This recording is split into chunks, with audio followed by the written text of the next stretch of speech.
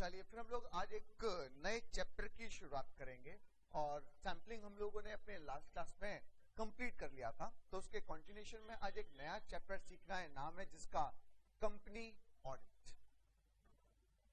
Sequence में हम लोग अगर बात करें तो चैप्टर नंबर 7 रहेगा, कंपनी ऑडिट। बहुत ही इंटरेस्टिंग चैप्टर है, बहुत ही इंटरेस्टिंग चैप्टर है और पॉसिबल है कि जो बच्चे आप लोग न्यू सिलेबस में लॉ पढ़कर आ रहे हो, आप लोगों ने इस टॉपिक के संबंध में वहां पर भी कुछ ना कुछ जानकारी ली होगी, पर मैं मानकर चल रहा हूं कि आपको कुछ भी नहीं आता, क्योंकि बेटा जब मैं यही मानकर चलूंगा तभी मैं आपको डिटेल पढ़ा पाऊंगा। अदरवाइज तो मैं ये भी बोल दूंगा कि बेटा ये तो आप लॉ में पढ़कर आए, उसको मैं क्या पढ़ाऊं। ठीक है, तो ऐसा बिल्कुल भी नहीं है। मैं मानकर चल रहा हूँ आप कंपनी ऑडिट बिल्कुल भी नहीं जानते हो और हम लोग फ्रॉम द वेरी बिगिनिंग शुरू करेंगे। कंपनी ऑडिट में आखिर सर है क्या, चलिए बेटा जानते हैं। बेटा जब हम लोग एज एन ऑडिटर कंपनी में काम करने जाते हैं, कंपनी का ऑडिट करने जाते हैं, तो हमारे काम को लेकर कुछ ना कुछ प्रोविजंस आपके कंपनीज एक्ट 2013 में भी बनाए गए हैं। कुछ प्रोविजंस लाइक जैसे बेटा कंपनीज का ऑडिट कौन कर सकता है, कौन कंपनी का ऑडिटर बनने के लिए एलिजिबल है। चार्टर्ड अकाउंटेंट अगर एलिजिबल है तो हो सकता है कि कुछ केसेस में चार्टर्ड अकाउंटेंट को हम लोग ऑडिटर अपॉइंट ना करें, डिस्क्वालिफिकेशन भी है। कौन कंपनी के केस में ऑडिटर को अपॉइंट करेगा, उसका टेन्योर क्या रहेगा, उसके राइट्स क्या रहेंगे, उसकी ड्यूटीज क्या रहेंगी, तो इन सब बातों पर भी हमें जिक्र करना पड़ता है। और जब हम लोग कंपनी का ऑडिट करने जाते हैं तो इसके रिगार्डिंग जो नियम है वो बताए गए हैं कंपनीज एक्ट 2013 में, और उन्हीं नियमों को हम लोग यहाँ पर कंपनी ऑडिट के नाम से जानते हैं, समझते हैं। तो बेटा देर नहीं करते हैं, समझना शुरू करते हैं। टॉपिक इंपॉर्टेंट है। जब हमारा जमाना था, मेरा जमाना था, तो बेटा ये जो कंपनी ऑडिट का टॉपिक हुआ करता था, मानकर चलो कि कहीं ना कहीं मिनिमम 24 मार्क्स तक की क्या होती थी, वेटेज रहती थी केवल कंपनी ऑडिट की। पर आज का जमाना थोड़ा सा बदल चुका है। अब किसी पर्टिकुलर एक चैप्टर को हम लोग बोलते ना कि ज्यादा खासा है ना इंपॉर्टेंस नहीं देते, और आज के डेट पे पेपर आपके पूरे सिलेबस से, पूरे हर एक चैप्टर से पूछा जाता है, तो थोड़ा सा इंपॉर्टेंस कम हुई है, पर इंपॉर्टेंस खत्म नहीं हुई है। तो टॉपिक अभी भी आपके लिए इंपॉर्टेंट है, समझना शुरू करेंगे। सबसे पहले मैं आप लोगों से बात करता हूं क्वालिफिकेशन ऑफ ऑडिटर। कि आखिर ऑडिटर कौन बन सकता है, कौन ऑडिटर नहीं बन सकता।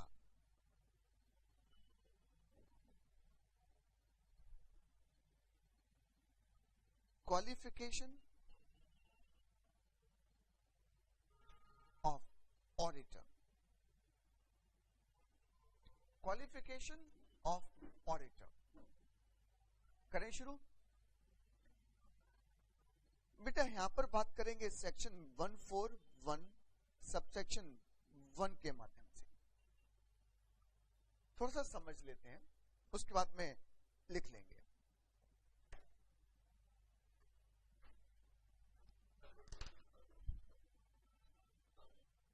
ऑडिटर। बेटा ऑडिटर एक इंडिविजुअल भी बन सकता है और एक ऑडिटर आपकी फर्म भी बन सकती है। फर्म का मतलब यहां पर पार्टनरशिप फर्म से। तो एक इंडिविजुअल मतलब जैसे मैं हूं, आप लोग कंपनी हो और आप मुझसे अपना ऑडिट करवाना चाहते हो, तो आप मुझे इंडिविजुअल को, मेरी फर्म को क्या करेंगे, auditor as a auditor appoint कर लेंगे। पर मैं एज ए इंडिविजुअल काम ही नहीं करता, मैं तो किसी फर्म में क्या हूं, पार्टनर हूं, और आप तब भी मुझसे काम कराना चाहते हो, तो फिर ऐसे में क्या होगा, अब आप ऑडिटर तो अपॉइंट करोगे, पर ऑडिटर अपॉइंट किसको करोगे, मेरी पार्टनरशिप फर्म को। तो बेटा ऑडिटर कौन हो सकता है, एक तो आपका इंडिविजुअल ऑडिटर हो सकता है और एक आपकी फर्म ऑडिटर हो सकती है। और फर्म इंक्लूडिंग एलएलपी। एलएलपी मतलब लिमिटेड लायबिलिटी पार्टनरशिप। बेटा कहीं ना कहीं इस एलएलपी में कुछ फीचर्स आपके कंपनी के भी होते हैं, पर इसको हम लोग मानकर क्या चलते हैं, पार्टनरशिप फर्म। नाम ही क्या है, एलएलपी लिमिटेड लायबिलिटी पार्टनरशिप। तो इसको स्टेटस जो दिया जाता है वो किसका दिया जाता है? पार्टनरशिप फर्म का। अब बात आती है कि कोई भी इंडिविजुअल क्या ऑडिटर बन जाएगा? कोई भी पार्टनरशिप फर्म क्या ऑडिटर बन जाएगी? नहीं। तो उन्होंने एक सिंपल सी बात की कि जो इंडिविजुअल जिसको आप ऑडिटर बनाना चाहते हो, ही must be A member of ICAI, या ऐसे भी बोल सकते हैं कि he must be A chartered accountant. अगर वो चार्टर्ड अकाउंटेंट है तभी वो ऑडिटर बन सकता है, और अगर वो चार्टर्ड अकाउंटेंट नहीं है तो फिर ऑडिटर नहीं बन पाएगा। पर ये तो बात किसकी है? इंडिविजुअल की। पर अगर वो ऑडिटर हम लोग फर्म को बना रहे हैं फिर क्या होगा? तो फर्म के केस में नियम अलग है, और फर्म के केस में उन्होंने क्या रखा? Majority of partners. मेजॉरिटी मतलब 50% और मोर। अगर आपके जो पार्टनर्स हैं वो अगर चार्टर्ड अकाउंटेंट हैं, प्रैक्टिस कर रहे हैं, तो ऐसे में वो आपके क्या हो सकती है? फर्म ऑडिटर अपॉइंट की जा सकती है। यहाँ ऑल द पार्टनर्स नहीं लिखा हुआ है, ऑल द पार्टनर्स नहीं लिखा, बल्कि क्या लिखा है? मेजॉरिटी। तो मेजॉरिटी अगर पार्टनर्स आपके चार्टर्ड अकाउंटेंट हैं तो वो आपके यहाँ पर क्या हो सकते हैं? ऑडिटर बन सकते हैं। तो इंडिविजुअल तो लिखेंगे ही must be A chartered accountant, he must be A chartered accountant. वो एक चार्टर्ड अकाउंटेंट होना चाहिए। और अगर हम लोग फर्म के केस में बात करें तो मेजॉरिटी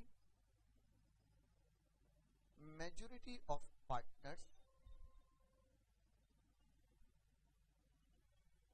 must be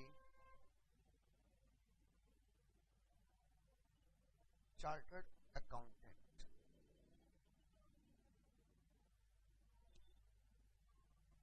कोई दिक्कत यहां तक?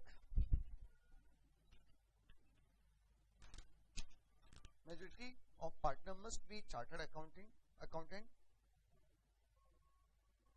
Practising in India.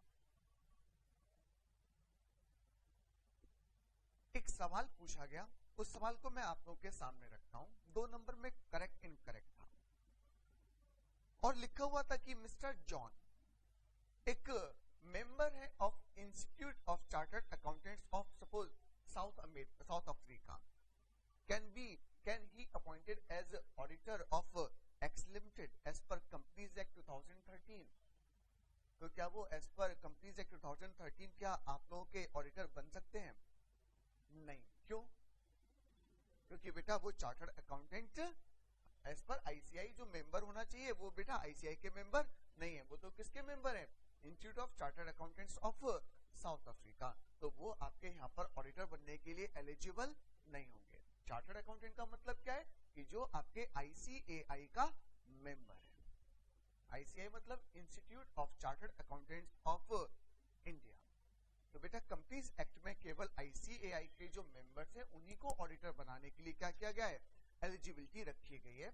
कोई सीएमए नहीं, कोई सीएस नहीं, केवल कंपनी ऑडिटर कौन बन सकता है? आपका चार्टर्ड अकाउंटेंट। तो इस बात को मैं लिखवाना जरूर चाहूंगा, एज ए करेक्ट इनकरेक्ट पूछा जा चुका है। तो देखते हैं बेटा। Examine validity of statement। Examine validity of statement।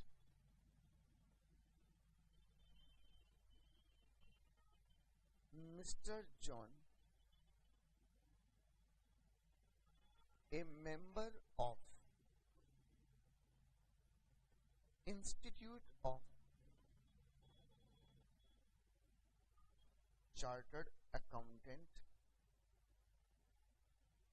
Mr. John, a member of Institute of Chartered Accountants of South Africa, can be appointed as auditor of Arman Limited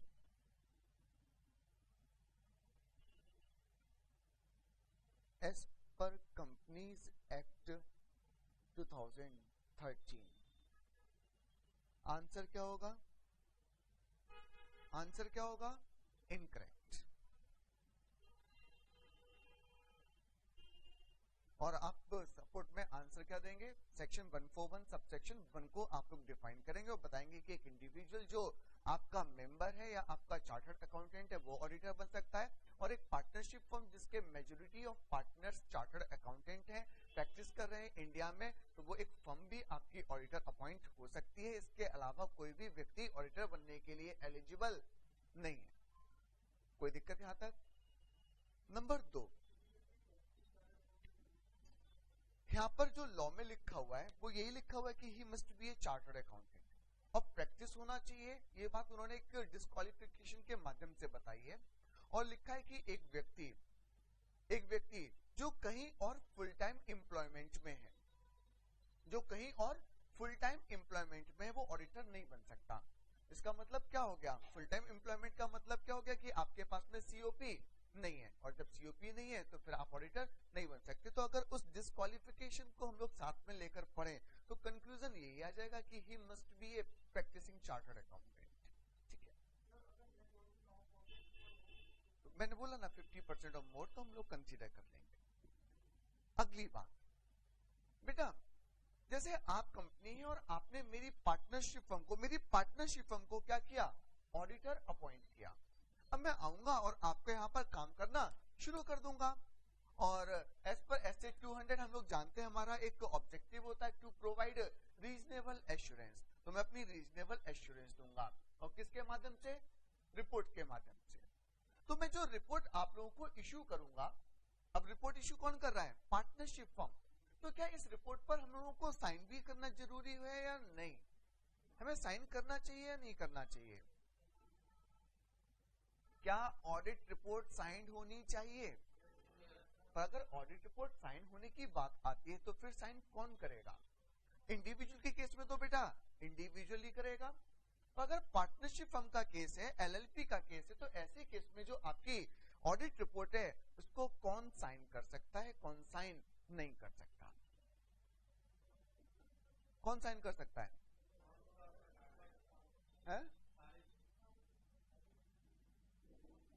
एक जवाब आ रहा है सारे पार्टनर्स, पर पीछे से मना किया। क्यों मना किया?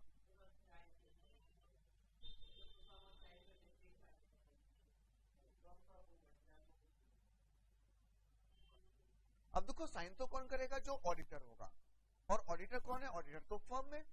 अब फर्म तो साइन कर नहीं सकती, तो ऐसे में साइन करे कौन? साइन करे कौन?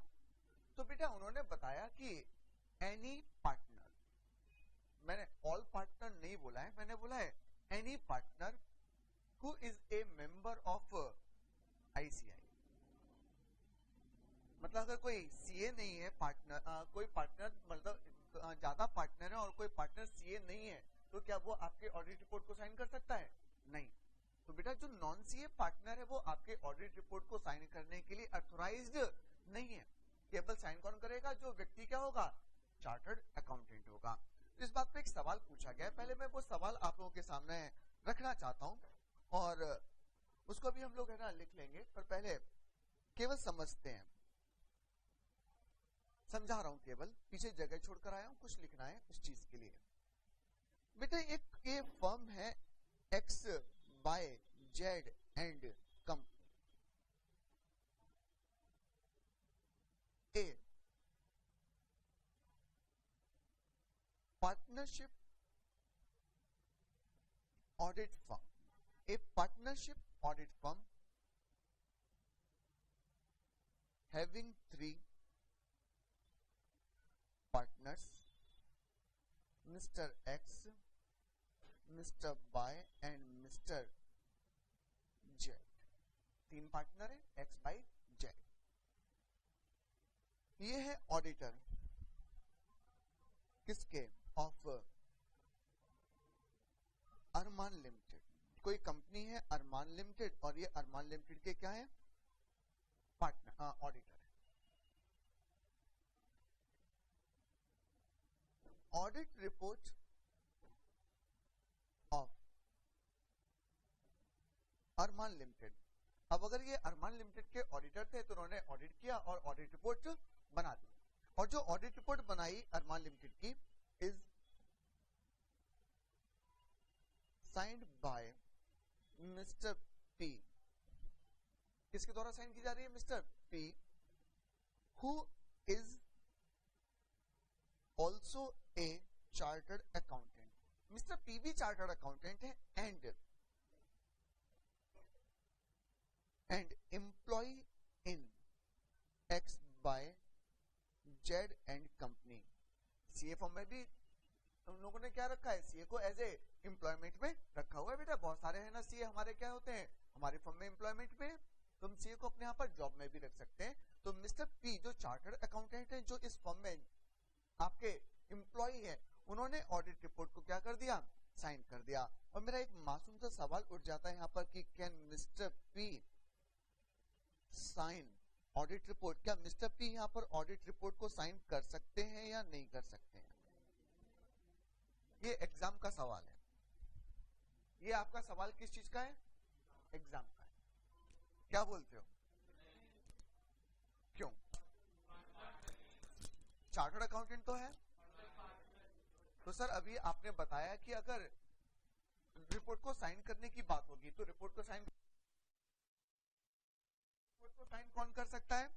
तो आपने बताया एनी पार्टनर जो चार्टर्ड अकाउंटेंट हो, एनी पार्टनर। पर सर जो ये मिस्टर पी है ये फर्म में पार्टनर नहीं है, और जब पार्टनर नहीं है तो फिर ये साइन करने के लिए भी अथोराइज्ड नहीं होंगे। और आपको जो रेफरेंस देना पड़ेगा वो एज पर लॉ आप बता दोगे कि अगर इंडिविजुअल का केस होता है तो इंडिविजुअल साइन कर सकता है, और अगर आपके फर्म का केस होगा तो any partner who is chartered accountant is authorised to sign audit report.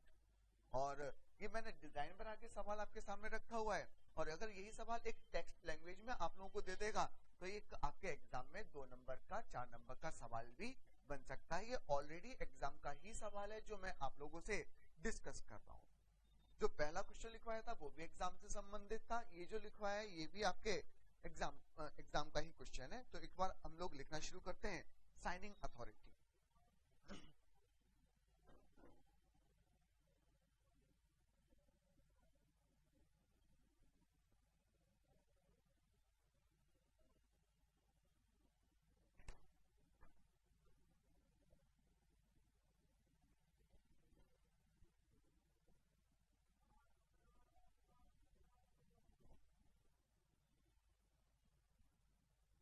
Auditor. अगर ऑडिटर इंडिविजुअल है तो साइनिंग अथॉरिटी किसकी होगी? इंडिविजुअल की साइनिंग अथॉरिटी होगी। इसको हम लोग प्रोप्राइटर ऑफ द फर्म भी बोल सकते हैं, प्रोप्राइटर ऑफ द फर्म। और अगर आप लोगों की फर्म है इंक्लूडिंग एलएलपी तो बेटा क्या होगा? Only by the partner who is chartered accountant. केवल जो पार्टनर आपका क्या होगा? चार्टर्ड अकाउंटेंट होगा, वही आपके ऑडिट रिपोर्ट को क्या कर सकता है? साइन कर सकता है। अदरवाइज बाकी कोई और आपके ऑडिट रिपोर्ट को साइन नहीं कर सकता। कोई दिक्कत? तो जो मैंने पीछे आपका केस लिखा हुआ है आप उसको एज ए एग्जाम्पल क्या करेंगे? आप कॉपी कर लेंगे कि ऐसे केस में अभी मैं आंसर लिख देता हूँ कि आंसर क्या होना चाहिए क्या नहीं होना चाहिए, फिर अकॉर्डिंगली बात करते हैं।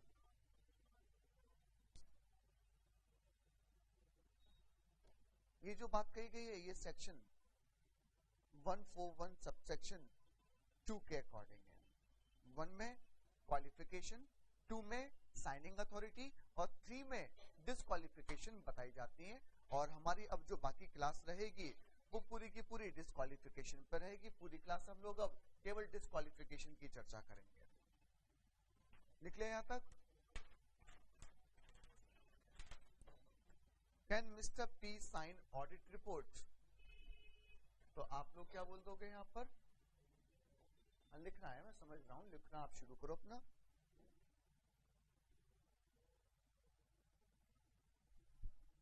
Mr. P can't sign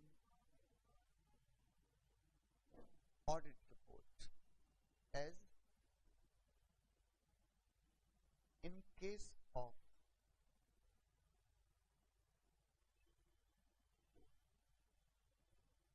partnership firm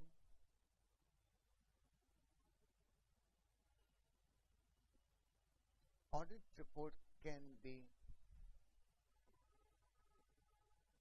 signed by only the partner who is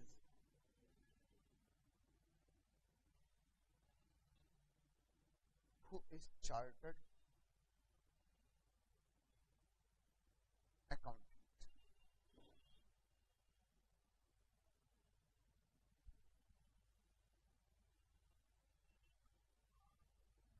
सवाल समझने में कोई दिक्कत तो पूछेंगे, अदरवाइज क्वालिफिकेशन और आपकी साइनिंग अथॉरिटी किसकी रहेगी, ये टॉपिक आपका यहाँ पर क्या हो जाता है, खत्म हो जाता है।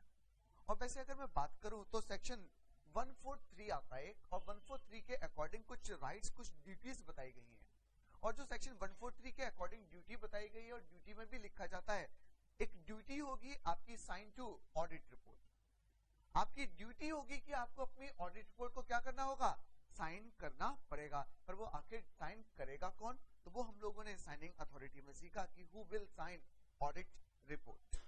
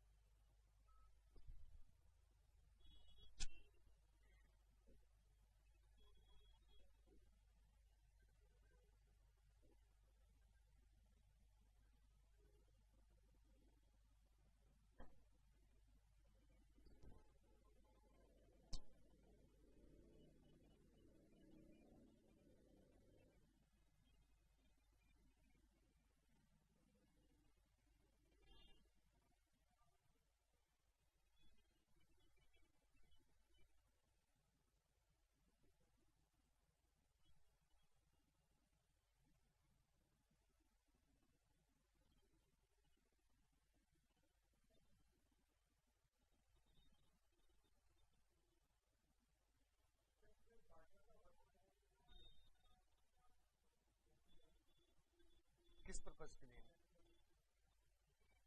देखो बड़ा सिंपल सी बात कहता हूं बहुत सिंपल सी बात।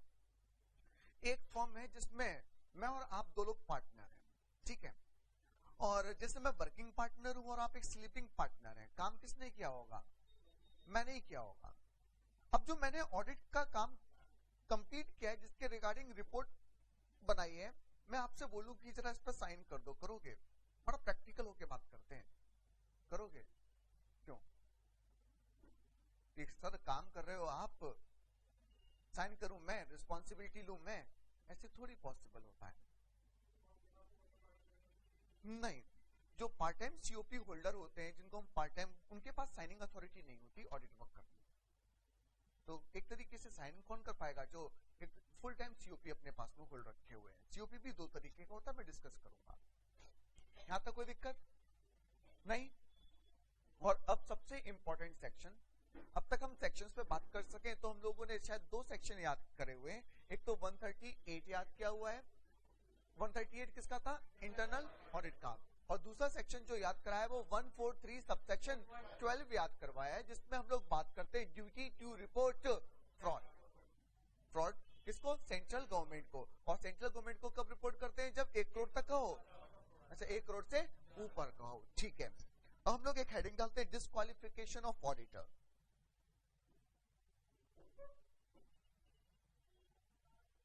Disqualification of auditor, section 141 subsection 3। ये कुछ सेक्शन फिर से हमें याद करने हैं। अपॉइंटमेंट 141 सबसेक्शन 1 में, साइनिंग अथॉरिटी उसके बाद जो सबसेक्शन आ रहा है 2 में, डिस्क्वालिफिकेशन उसके बाद जो सबसेक्शन आ रहा है सबसेक्शन 3 में, और कुछ बातों को जरा पहले समझते हैं इस टॉपिक को स्टार्ट करने से पहले, इनिशिएट करने से पहले। पहली बात, मैं जो भी आप लोगों से डिस्क्वालिफिकेशन यहाँ पर डिस्कस कर रहा हूं, मैं वो डिस्क्वालिफिकेशन केवल eight the time of appointment discuss कर रहा हूं।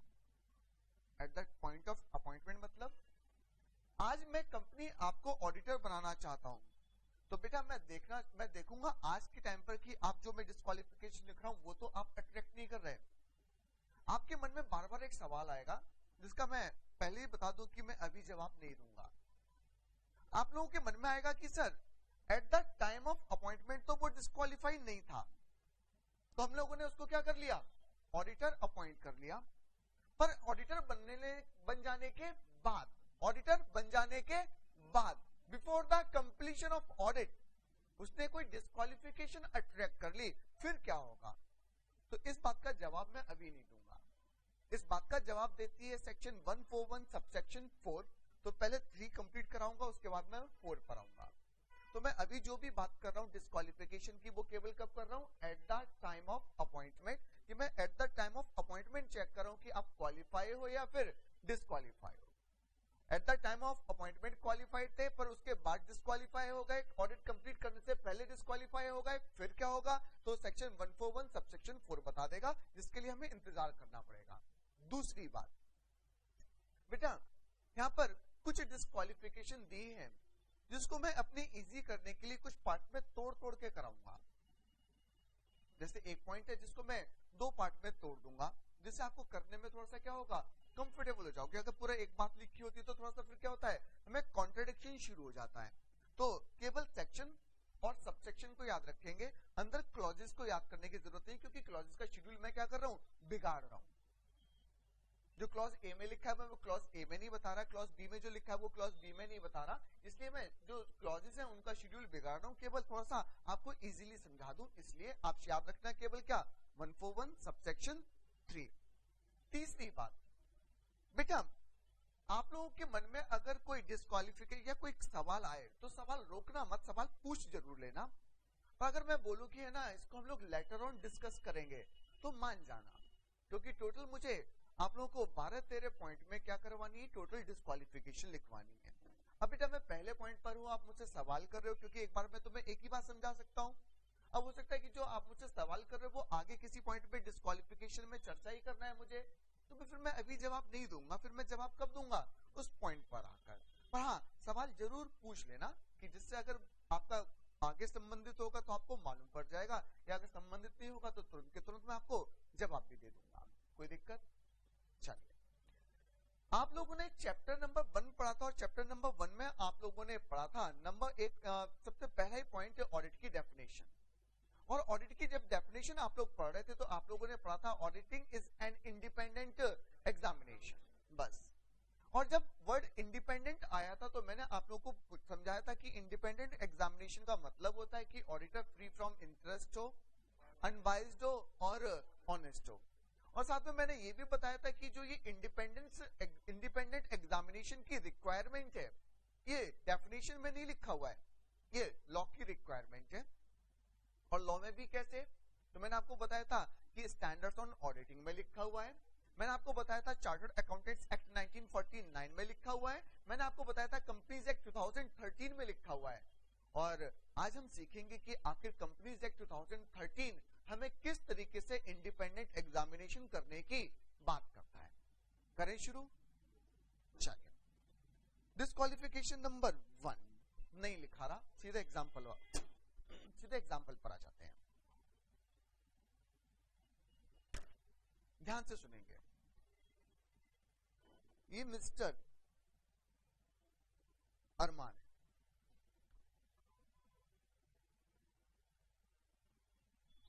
चार्टर्ड अकाउंटेंट है इन प्रैक्टिस, ठीक है। और एक ये कंपनी है एक्स लिमिटेड। वैसे इन जनरल बात करूं तो एक चार्टर्ड अकाउंटेंट जिसके पास में फुल टाइम सीयूपी होता है, उसको किसी और एम्प्लॉयमेंट में जाने से क्या होता है, मना होता है, रिस्ट्रिक्शन है, हमारा कोड ऑफ कंडक्ट है। जिसको आप लोग प्रोफेशनल एथिक्स के नाम से सीए फाइनल में पढ़ते हो। 20 नंबर में ये प्रोफेशनल एथिक्स आप लोगों से पूछा ही जाता है। और इस प्रोफेशनल एथिक्स में कोड ऑफ कंडक्ट में हमें बताया गया है कि हमें क्या काम कर लेना चाहिए और क्या काम हम लोग नहीं कर सकते। एक चार्टर्ड अकाउंटेंट सीओपी में होल्ड, अगर सीओपी होल्ड किए हुए तो वो क्या काम कर सकता है, क्या काम नहीं कर सकता है, ये सब कुछ हमें क्या हुआ है, बताया गया है। ठीक है, तो बेटा वैसे तो अगर कोई चार्टर्ड अकाउंटेंट जिसके पास में सीओपी है वो एम्प्लॉयमेंट में नहीं जा सकता, बट हमारे सीए एक्ट के द्वारा हमें कुछ एम्प्लॉयमेंट क्या किए गए हैं, अलाउ किए गए हैं कि आप इन पर्टिकुलर एम्प्लॉयमेंट्स में जा सकते हो। जैसे अगर मैं बात करूं तो आप इंस्टीट्यूट के जो इलेक्शंस होते हैं उनमें कंटेस्ट करके जो भी इंस्टीट्यूट के द्वारा कमेटी या बोर्ड बनाए जाते हैं उनके आप मेंबर और चेयरपर्सन हो सकते हो। तो कहने के लिए आप सीओपी होल्ड किए हुए हो तो भी आप क्या हो सकते हो, इन कमेटीज के मेंबर बन सकते हो। अगर आप चार्टर्ड अकाउंटेंट हो, सीओपी होल्ड किए हुए हो, तो भी आप एमपी, एमएलए या कोई भी और इलेक्शन कंटेस्ट करना चाहो तो कंटेस्ट कर सकते हो और ऐसे जो भी आपकी पोस्ट है उसको होल्ड कर सकते हो। इसी तरीके से अगर मैं आप लोगों को बात करूं तो बेटा आप कंपनी में डायरेक्टर भी बन सकते हो, इसी तरीके से बात करूं तो आप किसी भी कंपनी के साथ पार्ट टाइम एम्प्लॉयमेंट में भी जा सकते हो। Part time employment like coaching वगैरह। जैसे मैं अपनी बात करूं तो हमारे लिए अगर मैं फुल टाइम सीओपी होल्डर हूं तो मुझे अलाउ है कि मैं पार्ट टाइम कोचिंग पढ़ा सकता हूं। और पार्ट टाइम को डिफाइन किया गया है इन a week 35 hours. In a week एक चार्टर्ड अकाउंटेंट 35 आवर्स क्या कर सकता है, पढ़ा सकता है। तो बेटा वैसे तो हमारे लिए एम्प्लॉयमेंट में जाना क्या है, मना है, पर कुछ जगह हमारे लिए एम्प्लॉयमेंट क्या किया गया है, अलाउ किया गया है कि भले ही मैं सीओपी होल्ड किए हूं तो भी मैं कुछ एम्प्लॉयमेंट्स को अचीव होल्ड कर सकता हूं। तो सपोज करो कि बेटा मिस्टर अरमान चार्टर्ड अकाउंटेंट है और ये कोई कंपनी है एक्स लिमिटेड, सपोज कोचिंग देने का काम करती है। तो ये यहां पर क्या है, एम्प्लॉयमेंट में। एम्प्लॉयमेंट कैसा भी हो सकता है, पार्ट टाइम और होल टाइम, कैसा भी एम्प्लॉयमेंट जो इंस्टीट्यूट के द्वारा क्या किया गया है, परमिट किया गया है, आप उस एम्प्लॉयमेंट में इस कंपनी के साथ में, कोई दिक्कत। अब कंपनी को चाहिए था ऑडिटर, तो ये ऑडिटर अपॉइंट करना चाहते थे, तभी इनको याद आया कि मिस्टर अरमान जो अपने यहाँ एम्प्लॉयमेंट में, उनके पास भी क्या है, सीओपी है, वो भी चार्टर्ड अकाउंटेंट है, बगल में छोरा और शहर में ढिंडोरा। ऐसा करते हैं, इन्हीं को हम अपना ऑडिटर अपॉइंट कर लेते हैं। और एक्स लिमिटेड ने क्या किया, X limited appointed mister Armaan as auditor of the company. जो ये कंपनी थी एक्स लिमिटेड, इसने क्या कर लिया, मिस्टर अरमान को ऑडिटर अपॉइंट कर लिया। अब मैं आप लोगों से एक बात जानना चाहता हूं, अगर अरमान इस कंपनी के ऑडिटर बन गए तो क्या जरूरी है कि मिस्टर अरमान के द्वारा जो ऑडिट किया जाए, जो ऑडिट रिपोर्ट प्रोवाइड की जाए, वो ट्रू एंड फेयर होगी ही होगी? क्या इस बात का आप मुझे एश्योरेंस दे सकते हो कि जो ये ऑडिट रिपोर्ट देंगे मिस्टर अरमान, ये बिल्कुल ट्रू एंड फेयर होगी, इसमें कोई गलती नहीं होगी, या इनकी इंडिपेंडेंसी कंप्रोमाइज हो सकती है?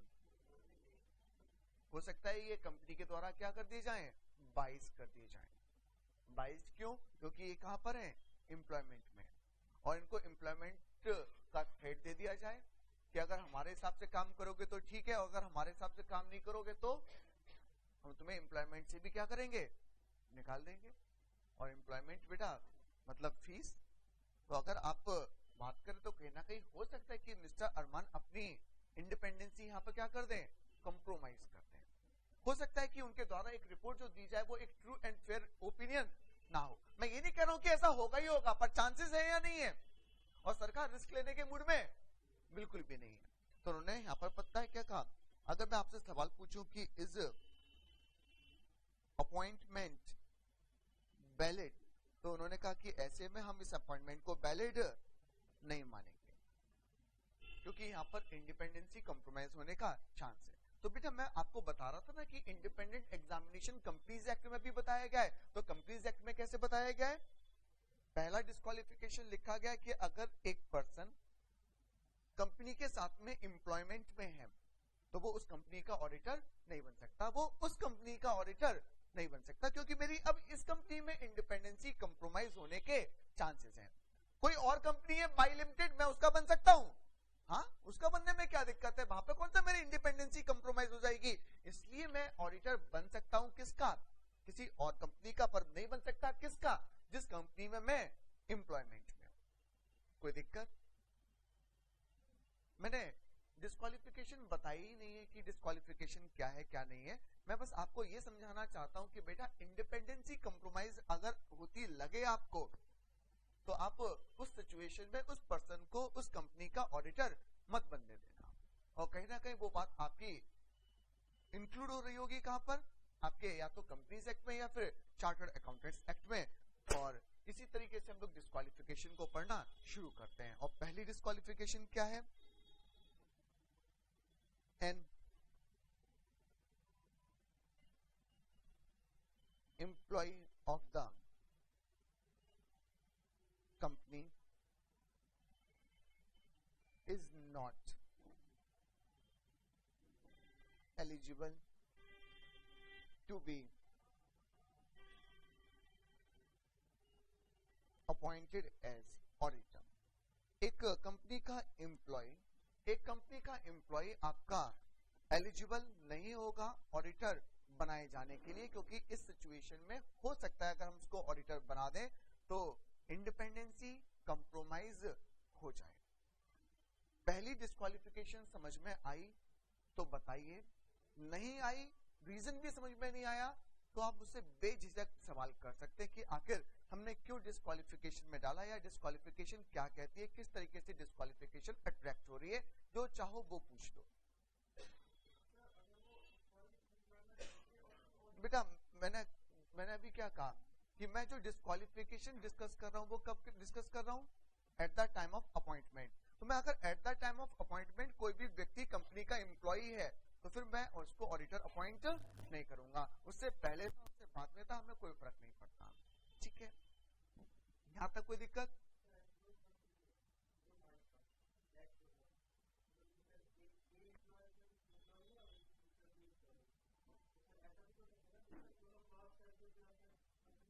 बिल्कुल कोई दिक्कत नहीं, कोई दिक्कत नहीं है।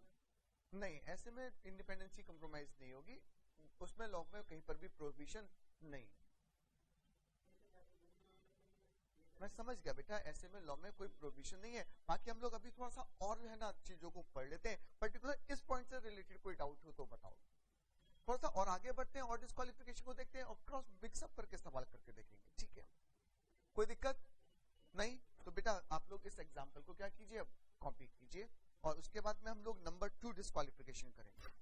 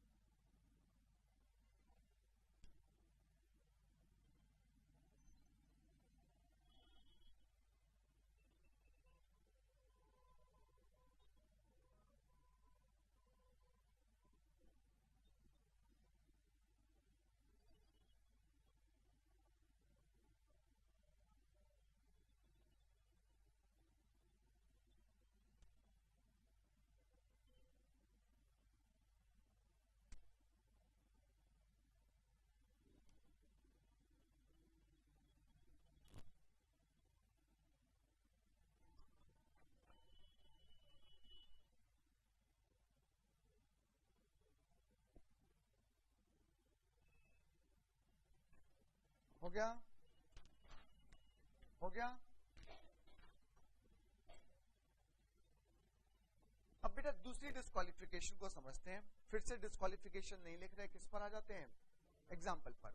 अगर आपको लगे कि मतलब इसकी इंडिपेंडेंसी यहाँ पर कंप्रोमाइज हो सकती है, तुरंत हम लोग क्या करेंगे, डिस्क्वालीफाई कर देंगे, दूसरी डिस्क्वालिफिकेशन लिख लेंगे। ये एक फर्म है मैसर्स ABC एंड कंपनी, ठीक है। ए partnership audit firm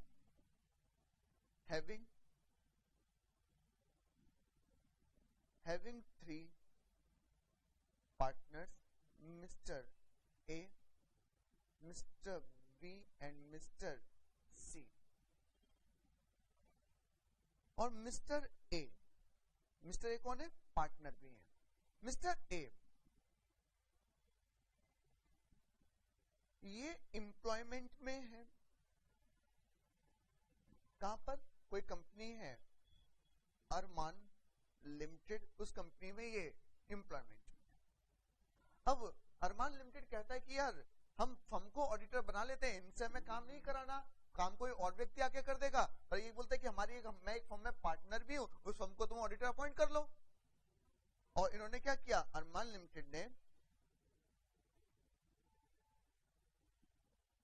limited appointed ABC and company as auditor of the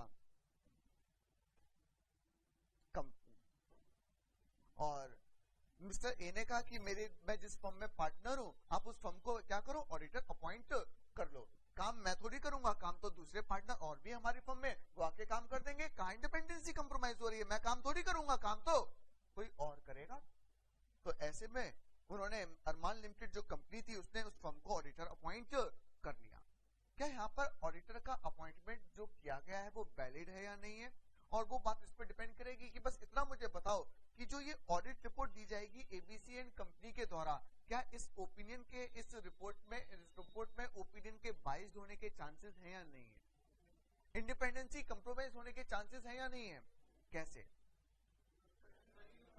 तो सर अरमान लिमिटेड इन्फ्लुएंस कर सकता है किसको, ए को, और ए इन्फ्लुएंस कर सकता है किसको, ABC को। तो कहीं ना कहीं इंडिपेंडेंसी फिर से क्या हो सकती है, कंप्रोमाइज हो सकती है। और जहां जहां इंडिपेंडेंसी कंप्रोमाइज होने के चांसेस हैं, वहां पर आपके वहां पर आपके कंपनीज एक्ट ने प्रोविजन डिस्क्वालिफिकेशन लगा रखा है कि आप ऑडिटर ही नहीं बन सकते। ऑडिटर बनोगे तब जाके तब जाकर आप लोगों की ओपिनियन वाइज हो सकती थी ना, हम आपको ऑडिटर ही नहीं बनने देंगे।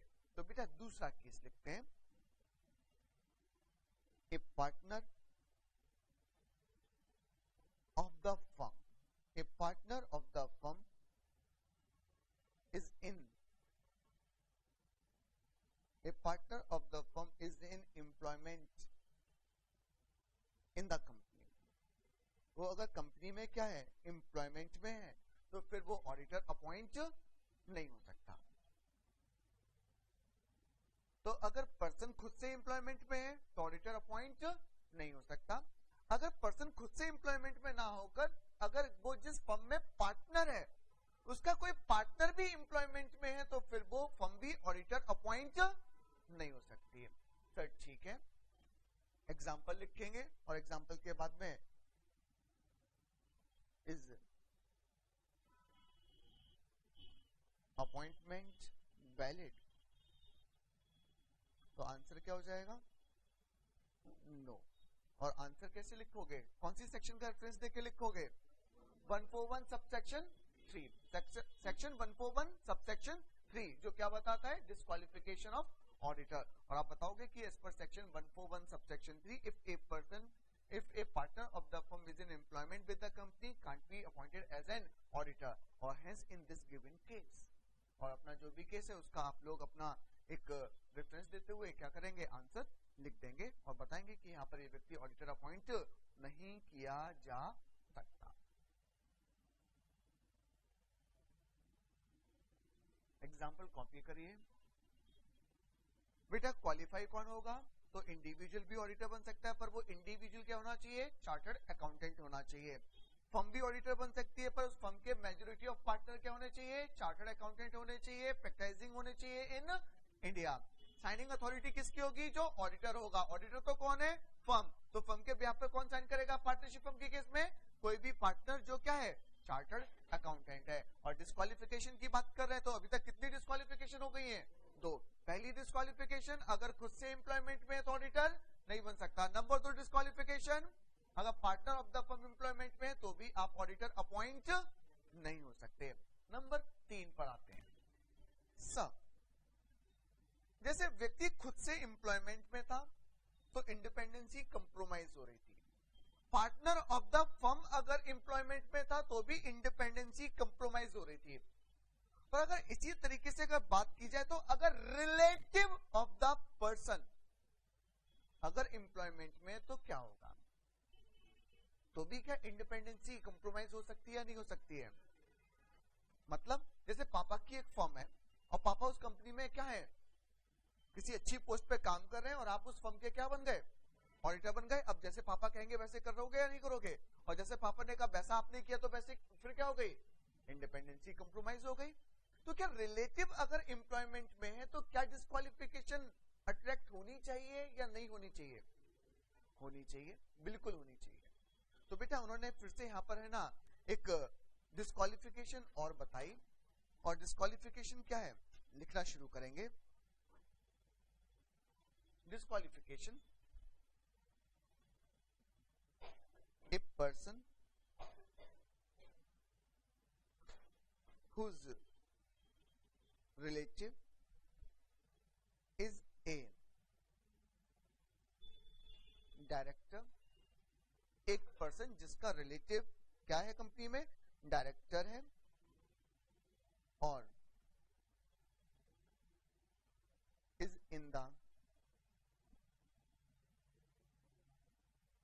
in the employment of the company as a director or key managerial personnel। देखो क्या छोटे मोटे लेवल पर अगर रिलेटिव होगा कंपनी में तो क्या वो आपको इन्फ्लुएंस कर सकता है? नहीं। उन्होंने कहा कि अगर बड़ी जॉब पर है, बड़े लेवल पर है, तभी तो वो इन्फ्लुएंस कर सकता है। तो यहाँ पर उन्होंने एम्प्लॉयमेंट में क्या लिखा हुआ है? डायरेक्टर और केएमपी। अगर केवल एम्प्लॉयमेंट लिखा होता फिर तो मैं कैसा भी एम्प्लॉयमेंट कंसीडर कर सकता था, पर यहाँ पर क्या लिखा हुआ है कि अगर आप एज ए डायरेक्टर हो या एज ए केएमपी हो रिलेटिव तो भी पर्सन आपका ऑडिटर अपॉइंट नहीं हो सकता। और यहाँ पर आपके मन में 2 सवाल हैं। पहला सवाल, रिलेटिव कौन है? रिलेटिव की डेफिनेशन में यहाँ पर कौन कौन है? और नंबर 2, की मैनेजरियल पर्सनल में कौन कौन आता है? रिलेटिव ऐसी चीज है जिसने आपको खूब परेशान किया है, प्रैक्टिकली भी और थ्योरेटिकली भी। प्रैक्टिकली भी बदल जाते हैं और थ्योरेटिकली भी बदल जाते हैं। थ्योरेटिकली कैसे? आप लोगों ने इनकम टैक्स पढ़ा है, आप इनकम टैक्स के एक्सपर्ट लोग मेरे सामने बैठे हुए हैं, जहां पर आप लोगों ने देखा होगा सैलरी में आते हैं तो रिलेटिव का मतलब कुछ और, गिफ्ट में जाते हैं तो कुछ और, बिजनेस में आते हैं तो कुछ और, डिडक्शन में जाते हैं तो कुछ और प्रैक्टिकली कैसे बदलते हैं उसको मुझे बताने की जरूरत नहीं है, वो तो आप लोगों ने अपनी अपनी लाइफ में रेस्पेक्टिवली देखा ही होगा। तो मैं पहली बात आपको समझाता हूं कि रिलेटिव में कौन कौन आएगा और रिलेटिव में किसको शामिल नहीं करेंगे। नंबर 2 बात करेंगे किस पर? आपके केएमपी पर। स्टार 1 रिलेटिव, स्टार 1 और रिलेटिव में कौन? तो बेटा देखते हैं। बेटा ये इंडिविजुअल है और अगर इंडिविजुअल को अपने घर में सुख शांति से रहना है तो क्या स्पाउस उसके रिलेटिव की डेफिनेशन में आएगी या नहीं आएगी? आएगी, और वो भी प्रायोरिटी पर आएगी है? हाँ बेटा, चाह कर भी मना नहीं कर सकते, तुम्हारा भविष्य उज्जवल है, कोई चिंता की बात नहीं है। इंडिविजुअल के लिए उसकी स्पाउस क्या है? रिलेटिव है। पर क्या स्पाउस के आने पर ये व्यक्ति अपने माता पिता को भूल जाएगा? नहीं, इसका मतलब पेरेंट्स भी क्या है उसके रिलेटिव की डेफिनेशन में है। क्या ये उन भाई बहन को भूल जाए जिसके साथ में इसका बचपन बीता, खेलकूद कर बड़ा हुआ? क्या भूलना चाहिए? नहीं। ब्रदर और सिस्टर और अपने खून को भला कोई भूलता है? अपना खून मतलब सन और डॉटर, सन और डॉटर, तो ये आपके क्या हो गए? रिलेटिव हो गए। तो बेटा अभी रुक जाएंगे, पर आप लोग जब लॉ की डेफिनेशन को पढ़ते हो और अगर इन डिटेल पढ़ते हो तो वहां पर ऐसा लिखा हुआ है कि जैसे रिलेटिव की डेफिनेशन में फादर, और लिखा हुआ कि provided father includes step father, mother provided mother include step mother, brother provided include step brother, step sister, step सन। पर जब डॉटर लिखा है तो वो केवल डॉटर लिख कर रह गए हैं। उन्होंने डॉटर लिखा पर ऐसी लैंग्वेज वहां पर नहीं लिखी कि provided daughter include step daughter, ऐसा नहीं लिखा हुआ है। तो इसका मतलब अगर बहुत डिटेल में जाकर बात करूं, इतना डिटेल आपके ऑडिट में नहीं पूछा जाना है, तो अगर मैं डिटेल में जाकर बात करूं तो बेटा पेरेंट स्टेप हो चाहे रियल हो कोई फर्क नहीं पड़ता, पर डॉटर के केस में स्टेप डॉटर को हम लोग रिलेटिव की डेफिनेशन में शामिल नहीं करते। स्टेप डॉटर को हम लोग अपने रिलेटिव की डेफिनेशन में शामिल नहीं करते। मुझे ऐसा लगता है कि law maker control C control V कर रहा था और डॉटर वाले नीचे करना भूल गया, वरना क्या दुश्मनी हो सकती है बेटी से? है?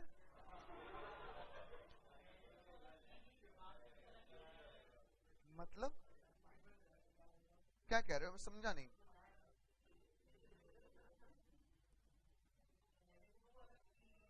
कैसे अलग थी? तो स्टेप तो सन भी था, और साथ में इन लोगों के स्पाउसेस। स्पाउसेस मतलब समझते हो? हाँ, तो बेटा ये भी आपके क्या है? रिलेटिव है। ठीक है, तो यहाँ पर आपकी रिलेटिव की डेफिनेशन रहेगी, आपको इस बात को ध्यान रखना है। और दूसरा आप लोगों को क्या बताया था केएमपी पर, तो स्टार नंबर 2 लगा देते हैं। और की मैनेजरियल पर्सनल, और की मैनेजरियल पर्सनल में बात करें तो बेटा हम लोग बात कर लेते हैं किसकी?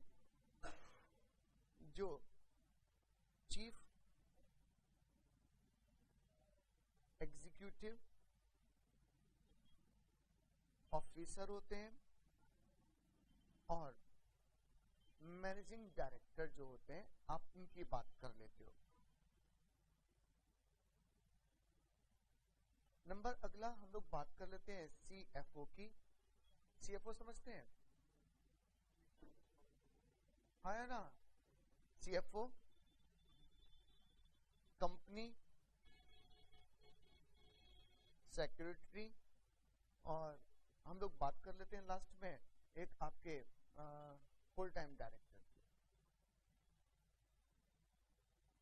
और 5वें नंबर पर लिखा है कि any other person notified by the government, तो अगर कोई और पर्सन को भी सरकार आपके केएमपी के तौर पर नोटिफाई करती है तो उसको भी आप लोग केएमपी की डेफिनेशन में शामिल करके रखेंगे। पर अभी तक आपको यही याद रखना है, CEO managing director, CFO chief financial officer, company secretary और फुल टाइम डायरेक्टर, ये आपके केएमपी माने जाएंगे। कोई दिक्कत? कोई दिक्कत? कोई दिक्कत नहीं। एक लैंग्वेज को फिर से समझने की कोशिश करते हैं। मैं थोड़ा सा कंपैरिजन करवाना चाहूंगा आप लोगों को 1956 जो कंपनीज एक्ट था उससे। जब 1956 कंपनीज एक्ट था तो वहां पर केवल 5 डिस्क्वालिफिकेशन थी, केवल 5 डिस्क्वालिफिकेशन। और उस 5 डिस्क्वालिफिकेशन जहां खत्म होती थी उसके नीचे पता है क्या लिख दिया था कि अगर एक व्यक्ति होल्डिंग कंपनी का ऑडिटर बनने से डिस्क्वालीफाई होता है तो वो सब्सिडरी का भी ऑडिटर बनने से डिस्क्वालीफाई कर दिया जाएगा, एंड वाइस वर्सा। मतलब अगर सब्सिडरी का डिस्क्वालीफाई हुआ तो फिर वो होल्डिंग का नहीं बन सकता, होल्डिंग का अगर डिस्क्वालीफाई हुआ तो फिर वो उसकी सब्सिडरी का भी नहीं बन सकता। पर ऐसी लैंग्वेज यहाँ पर नहीं है, ऐसी लैंग्वेज यहाँ पर नहीं है। इसका मतलब अगर मैं किसी कंपनी में एम्प्लॉयमेंट में हूं तो मैं केवल उसी का ऑडिटर बनने से क्या हूं, डिस्क्वालीफाई हूं। मैं उसकी होल्डिंग या उसकी सब्सिडरी का ऑडिटर बनने से डिस्क्वालीफाई नहीं होगा। अगर मैं फर्स्ट 3 पॉइंट्स की आप लोगों से चर्चा करूं तो, क्योंकि यहाँ पर केवल क्या लिखा है, अगर आप एम्प्लॉयमेंट में हो इन the company, that is that particular company, तो आप उसमें ऑडिटर नहीं बन सकते। ऐसा नहीं लिखा हुआ है कि इन द कंपनी और होल्डिंग कंपनी, सब्सिडरी कंपनी, ऐसा कुछ भी नहीं लिखा हुआ है। तो कुछ बातें ध्यान देने वाली है, तो हम लोगों को ध्यान देना है कि बेटा यहाँ पर ऐसी कोई लैंग्वेज नहीं है। तो बेटा डिस्क्वालिफिकेशन को समझना फिर से शुरू करते हो। कितनी डिस्क्वालिफिकेशन? 3। और तीनों डिस्क्वालिफिकेशन अगर आपको याद करनी है तो आप एक कॉमन वर्ड से याद कर सकते हो, और कॉमन वर्ड ले लो क्या, एम्प्लॉयमेंट।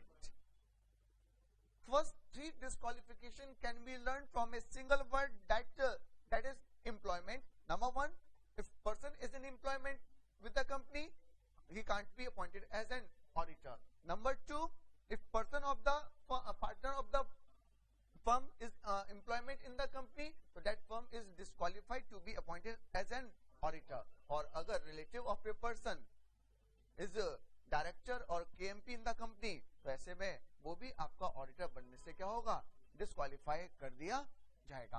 यहां तक कोई दिक्कत तो बताएं। नहीं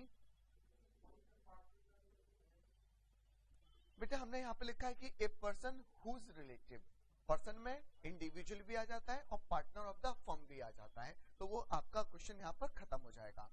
पर्सन का मतलब केवल इंडिविजुअल नहीं, पर्सन में कौन भी आ सकता है, पार्टनर ऑफ द फर्म। तो अगर पार्टनर ऑफ द फर्म का भी रिलेटिव अगर केएमपी आप लोगों का डायरेक्टर है, तो वो वहां पर ऑडिटर अपॉइंट नहीं हो सकता। एक एग्जांपल लिखेंगे, उसके साथ में फिर आगे बात करेंगे।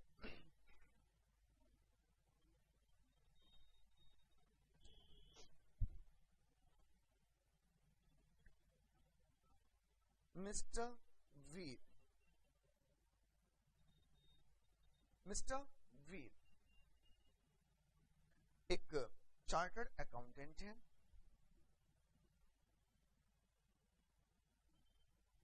और मिसेस वीर, मिसेस वीर मतलब स्पाउस ऑफ मिस्टर वीर,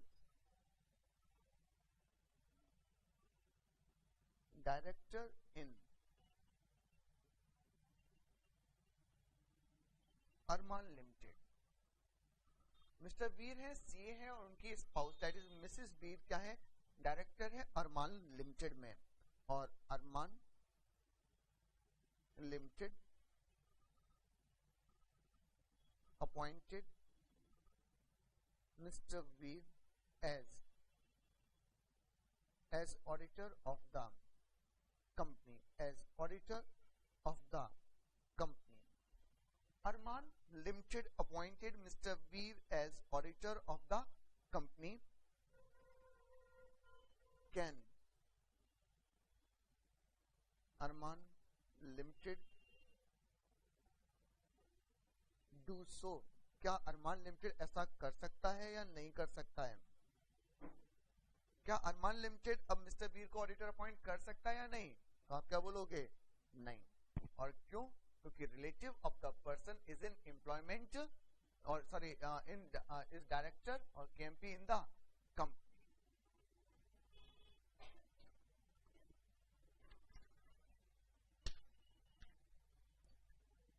यहां तक कोई दिक्कत नहीं।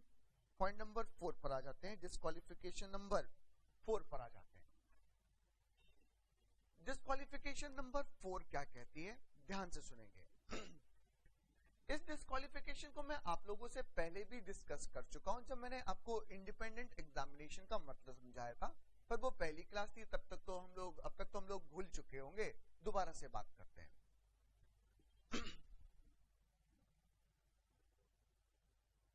ये मिस्टर आयुष हैं, ये भी चार्टर्ड अकाउंटेंट, ठीक है, ये कंपनी है कोई एक्स लिमिटेड। क्या कंपनी है? X limited. और मिस्टर आयुष के पास में क्या है? इस कंपनी की कोई भी सिक्योरिटी है, any security. Mister Ayush hold security इन एक्स लिमिटेड। किसमें? एक्स लिमिटेड में। किसमें? एक्स लिमिटेड में सिक्योरिटी होल्ड करते हैं, ठीक है। और अब एक्स लिमिटेड ने क्या किया? X limited appointed mister Ayush as auditor of the company. अब मेरा फिर से वही सवाल कि क्या यहां पर अपॉइंटमेंट हो पाना सही रहेगा या नहीं रहेगा? क्यों? क्योंकि इनका क्या है? फाइनेंशियल इंटरेस्ट है। हम लोग तो वो भी पढ़ते थे ना कि 5 थ्रेट्स टू द इंडिपेंडेंसी, उसमें से एक थ्रेट होता था सेल्फ इंटरेस्ट थ्रेट। तो कहीं ना कहीं इस चार्टर्ड अकाउंटेंट का क्या है? सेल्फ इंटरेस्ट थ्रेट भी है।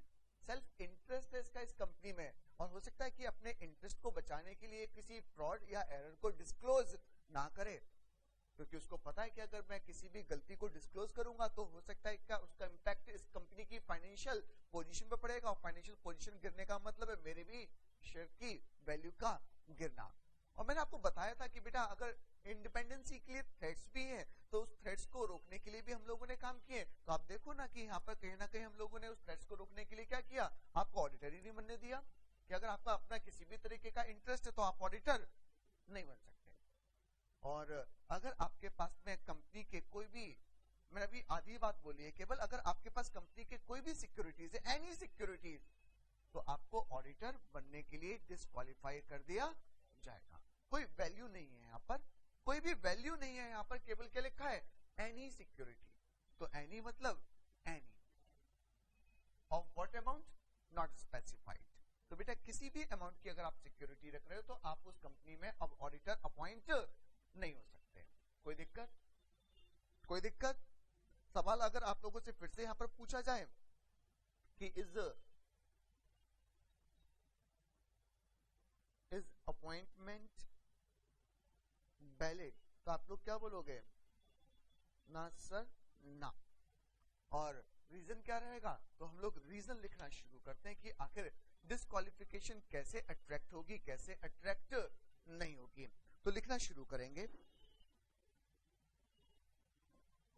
ए पर्सन हु और हिज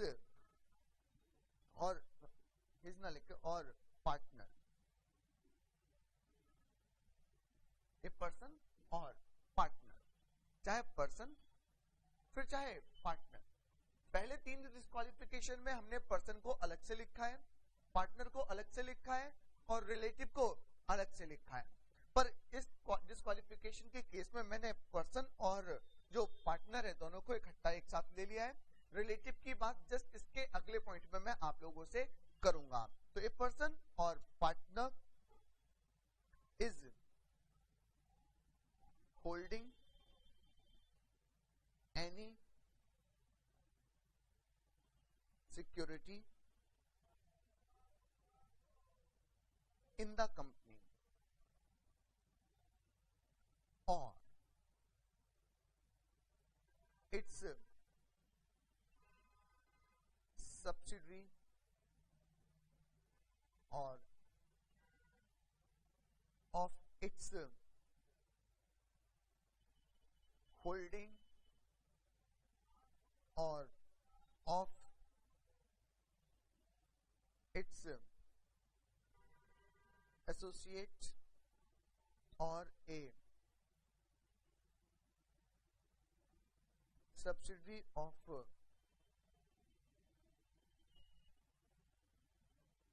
such holding company। ऐसी लैंग्वेज इससे पहले वाली किसी भी डिस्क्वालिफिकेशन में नहीं है। ऐसी लैंग्वेज इससे पहले वाली किसी भी डिस्क्वालिफिकेशन के संबंध में नहीं है। इससे पहले वाली तीनों डिस्क्वालिफिकेशन के संबंध में क्या लिखा हुआ था? In the company, in the company, in the company. पर यहां पर क्या बोल दिया? इन द कंपनी और it's subsidy company, holding company, associate company और subsidy of such holding, of such holding company. तो ऐसे में आप उस कंपनी के ऑडिटर अपॉइंट नहीं हो सकते। एग्जाम्पल के तौर पर तो हम लोग यहाँ पर बात कर चुके हैं, मैं अभी दोबारा से समझाऊंगा, तो जरा एक बार समझ लेते हैं, उसके बाद में छापेंगे। मैं भी आ जाता हूँ बेटा, मैं भी आ जाता हूँ। तो बेटा यहाँ तक तो आपको कोई दिक्कत नहीं है, एग्जाम्पल लिखने की बात रही मैं लिखवा दूंगा। देखो, अगर मिस्टर ए ऑडिटर बनना चाहते हैं एक्स लिमिटेड के, तो पहली बात उनके पास एक्स लिमिटेड के शेयर नहीं होने चाहिए, एक्स लिमिटेड की सिक्योरिटीज नहीं होनी चाहिए इन द कंपनी। इनकी एक सब्सिडी कंपनी है एस लिमिटेड। तो अगर मिस्टर ए एक्स लिमिटेड के ऑडिटर बनना चाहते हैं ना, तो उनके पास में एस लिमिटेड के भी शेयर्स नहीं होने चाहिए। इसकी एक होल्डिंग कंपनी है एच लिमिटेड, और अगर मिस्टर ए एक्स लिमिटेड के ऑडिटर बनना चाहते हैं तो उसके पास में इनके होल्डिंग कंपनी के भी शेयर्स नहीं होने चाहिए। इस एक्स लिमिटेड की एक एसोसिएट कंपनी है जिसका नाम है ए लिमिटेड। तो अगर अब मिस्टर ए एक्स लिमिटेड के ऑडिटर बनना चाहते हैं तो उनके पास में एसोसिएट कंपनी के भी सिक्योरिटीज नहीं होने चाहिए और सब्सिडरी ऑफ सच होल्डिंग। अब जैसे इसकी ये होल्डिंग है, इसकी एक और सब्सिडी है, इसकी एक और सब्सिडरी है, उसका नाम दे देते हैं सपोज पी लिमिटेड। तो ऐसे में आपके पास इस पी लिमिटेड के भी शेयर नहीं होने चाहिए। मैं एक कंपनी, आप मेरी सब्सिडी, आप भी मेरी सब्सिडी, और कोई अगर आपका ऑडिटर बनना चाहता है तो उसके पास में सब्सिडी की, होल्डिंग की, दूसरी सब्सिडी के भी शेयर नहीं होने चाहिए। अब समझ में आया? हाँ, बाकी किसी में भी हो जाए कोई दिक्कत नहीं है, पर जो हम लोगों ने लिखा है उनमें नहीं होना चाहिए। तो अगर आपके इनमें से किसी भी कंपनी में शेयर है, चाहे एक्स में, चाहे ए में, चाहे एच में, चाहे एस में, चाहे पी लिमिटेड में, तो आप इस एक्स लिमिटेड के ऑडिटर अपॉइंट नहीं हो सकते।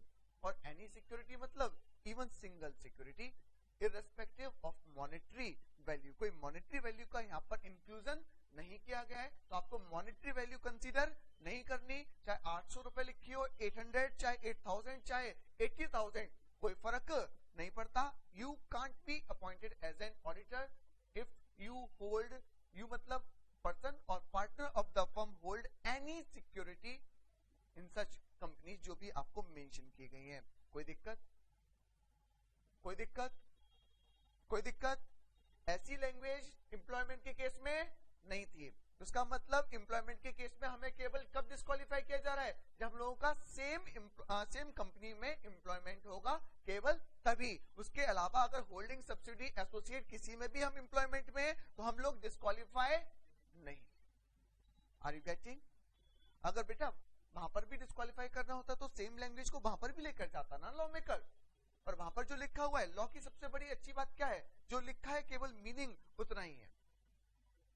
हम यहाँ पर कोई इंक्लूसिव मीनिंग नहीं ले रहे हैं, जो लॉ में लिखा है हमें उतना ही मीनिंग समझना पड़ेगा, उतने ही मीनिंग को ध्यान में रखना पड़ेगा। कोई दिक्कत? पर बेटा हम लोगों ने, मैं फिर से वही बात कर रहा हूँ कि जितना डिस्क्वालिफिकेशन में लिखा है मैं उतना ही डिस्कस करना है।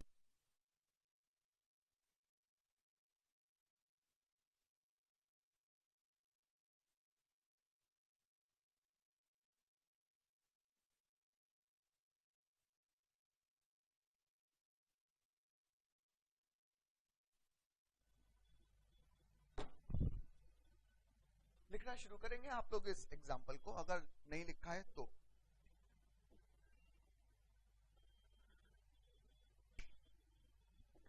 रुक जाओ, ऐसे लिख देता हूं। Mister Ayush hold security in Y limited a, subsidiary of X limited. अब क्या फर्क पड़ेगा? वो तो बहुत सीधा क्वेश्चन हो जाता ना, कि इन द कंपनी, तो थोड़ा सा कंपनी के उससे एग्जांपल को चेंज करते हैं। तो अगर आपको यहाँ पर मैं लिख दूं कि वाई लिमिटेड जो क्या है एक्स लिमिटेड की एक सब्सिडियरी कंपनी है, और अब एक्स लिमिटेड ने आयुष को ऑडिटर अपॉइंट किया, तो क्या आपका आंसर सेम रहेगा या अब चेंज हो जाएगा? अभी भी सेम रहेगा कि वो अभी भी यहाँ पर ऑडिटर अपॉइंट नहीं किया जा सकता। आपके मन का जो सवाल है अब उसको हम लोग डिस्कस करेंगे।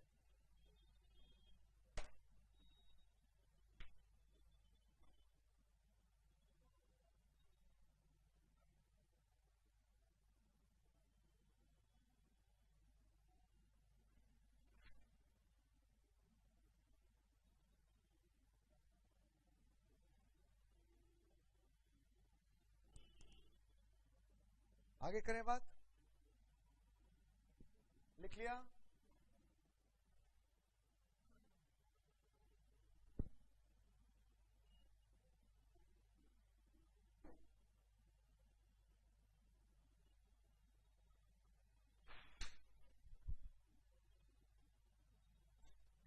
और आपके मन में अब जो सवाल है वो ये है कि सर जब रिलेटिव एम्प्लॉयमेंट में था तो हमारी इंडिपेंडेंसी कंप्रोमाइज हो रही थी, तो अगर रिलेटिव के पास सिक्योरिटीज होंगी तो क्या हमारी इंडिपेंडेंसी कंप्रोमाइज नहीं हो सकती?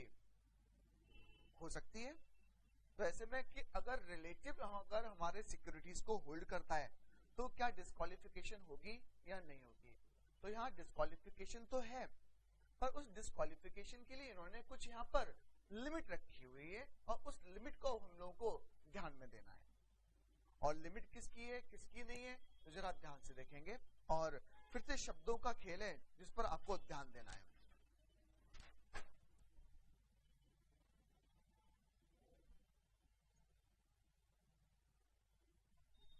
Any relative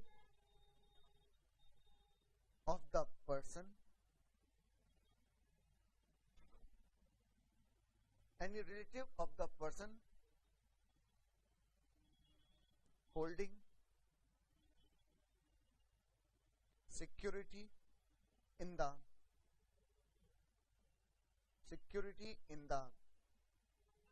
company or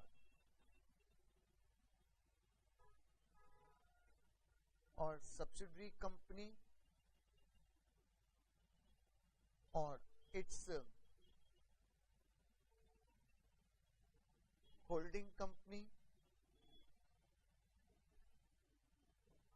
or associate company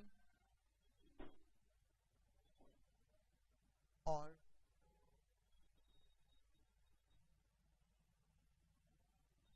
subsidiary of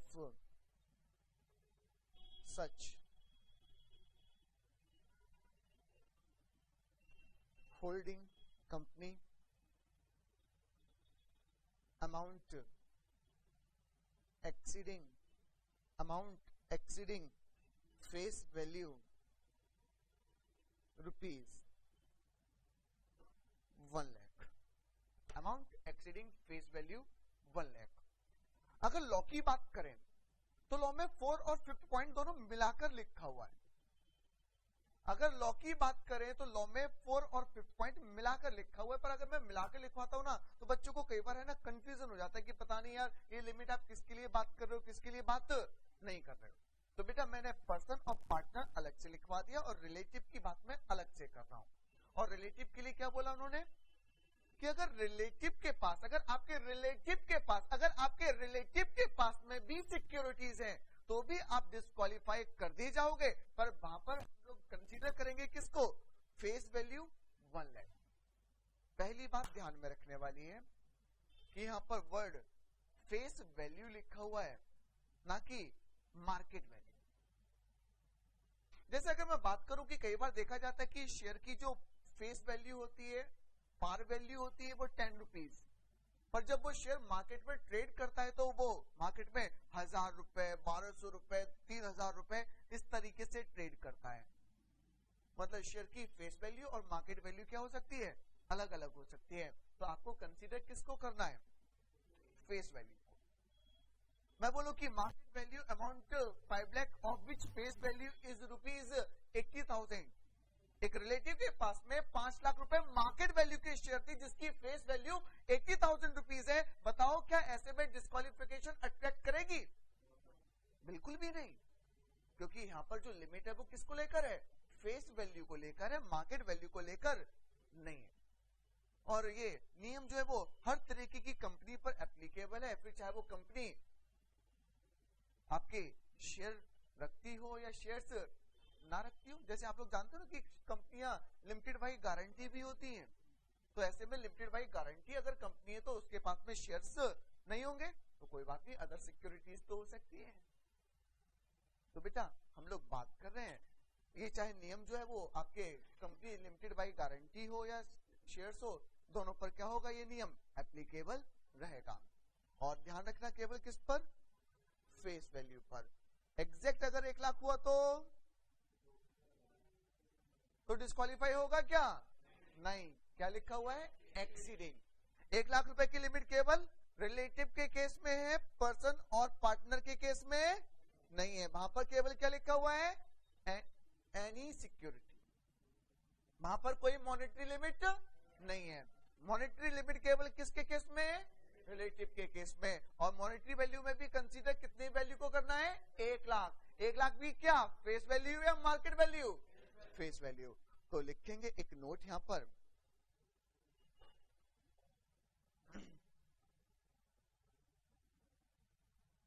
condition of ₹1 lakh shall be also applicable in the case of a company not having share capital।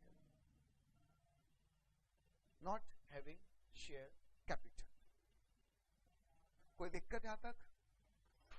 यहां पर आपको एक रिलैक्सेशन और दिया हुआ है, केवल किसके केस में? रिलेटिव के केस में। और एक रिलैक्सेशन क्या दिया हुआ है, उस रिलैक्सेशन को समझने की कोशिश करते हैं।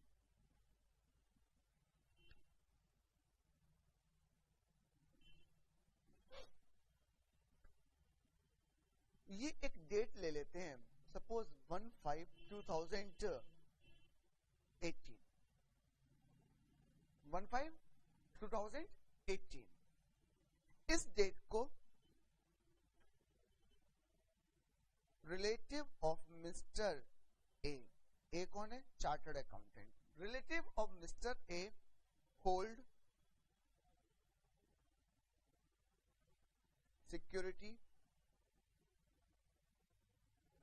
Security amount exceeding ₹1 lakh। क्या हुआ? 1 लाख रुपए से ऊपर की सिक्योरिटी इन्होंने होल्ड करी किस तारीख को? 1/5/2018 को। अब वैसे तो नियम क्या है कि अगर 1 लाख रुपए से ज्यादा की सिक्योरिटी आपके पास में तो आप कंपनी के ऑडिटर नहीं बन सकते, पर यहां पर रिलैक्सेशन है और कहा कि आप ऑडिटर बनना चाहो तो बन सकते। एक डेट आई अब 1/6/2018, company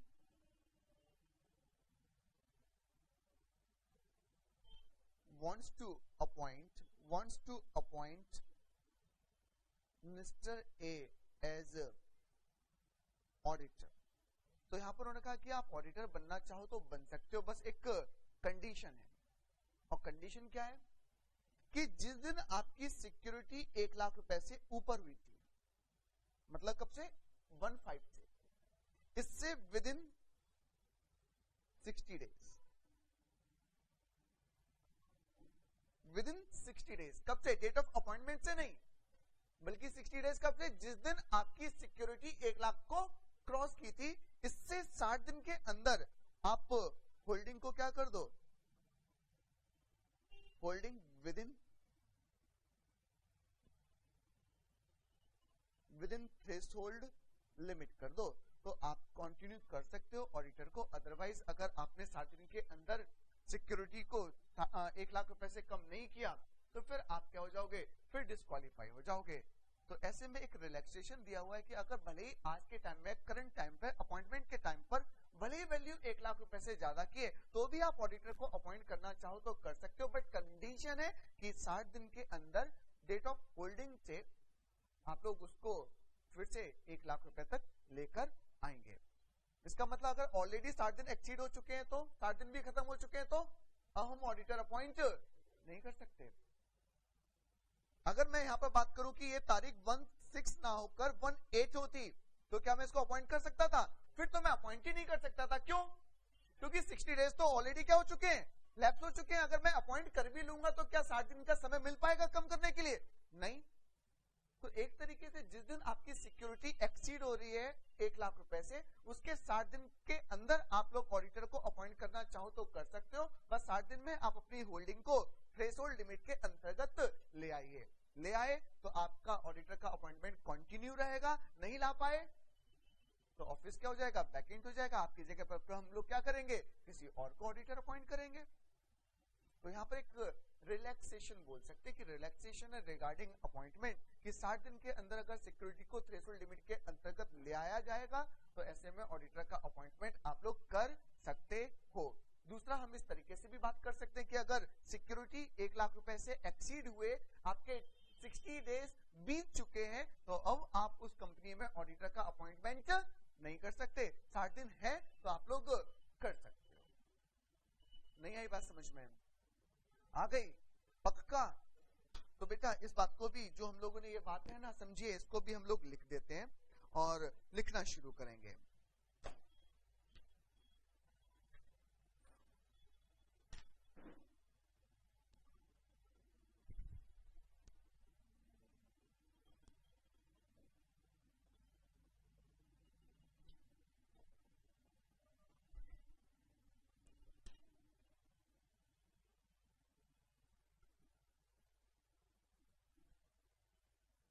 If holding of relative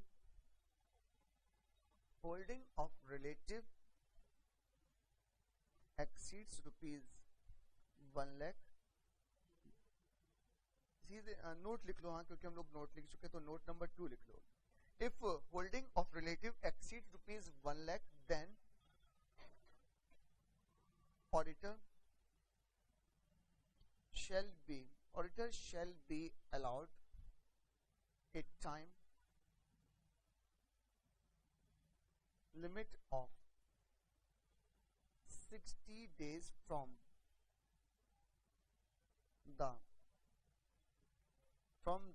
acquisition of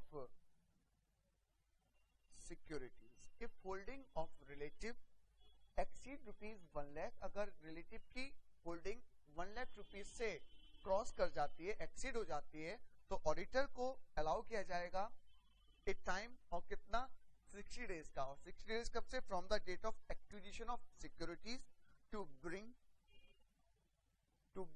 down holding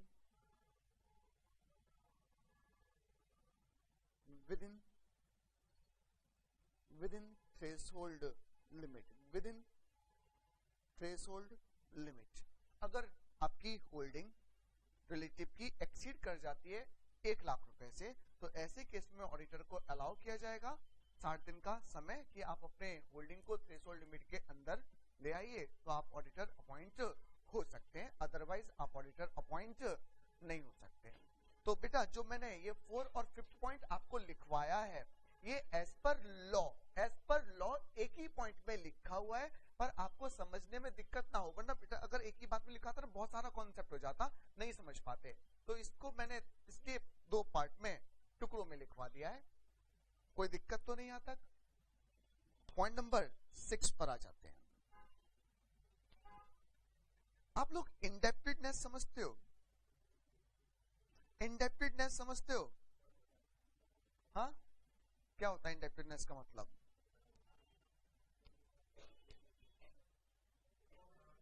boring तरीके से उधारी होना।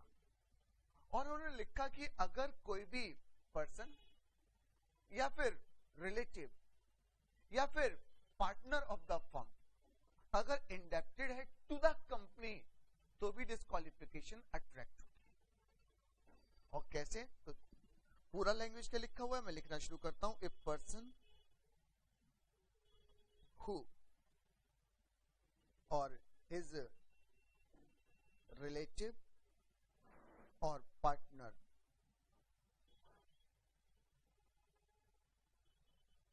indebted to company or its subsidiary or its holding or its associate company or a subsidiary of such holding और लिमिट है यहां पर in excess of ₹5 lakh, तो आप ऑडिटर नहीं बन सकते। जब कंपनीज एक्ट 2013 नहीं था, कंपनीज एक्ट 1956 था, तो सेम डिस्क्वालिफिकेशन वहां पर भी लिखी हुई थी, पर वहां पर पता है लिमिट कितनी लिखी हुई थी? 1000 ओनली। मतलब अगर आपकी 1000 रुपए से ज्यादा की 2000 रुपए की भी इंडेप्टेडनेस आ गई तो आप ऑडिटर नहीं बन सकते, क्योंकि आपकी इंडिपेंडेंसी कंप्रोमाइज हो रही है। आप 2000 रुपए का मैनिपुलेशन कर दोगे। हाँ, गरीबी रेखा से नीचे। तो बेटा ऐसे ऐसे प्रोविजन थे 1956 में। बताओ इंडेप्टेडनेस वो भी कितने की? 1 लाख रुपए से ज्यादा, तो डिस्क्वालीफाई कर दिया। तो मजाक समझ रखा है क्या? हाँ, अब 5 लाख रुपए थोड़ा सा अप्रोप्रिएट है, पर 1956 की बात है। 1000 रुपए शायद उस समय बहुत थे, पर 2013 तक आते आते शायद उसको अमेंड हो जाना चाहिए था। पर हमारे लॉ की सबसे बड़ी दिक्कत यही है, अमेंड तब होता है जब नेताजी को दिक्कत हो या नेताजी को वोट लेना हो। और इसको चेंज करके कौन सा नेताजी को दिक्कत हो रही थी या नेताजी को वोट लेना था, तो इसलिए कभी लॉ में चेंज हुआ नहीं। फिर जब कंपनीज एक्ट पूरा का पूरा रिफॉर्म किया गया तो फिर इस लिमिट को भी रिवाइज कर दिया गया। तो आज की डेट में जो लिमिट है वो कितनी है? 5 लाख रुपीस। कोई दिक्कत?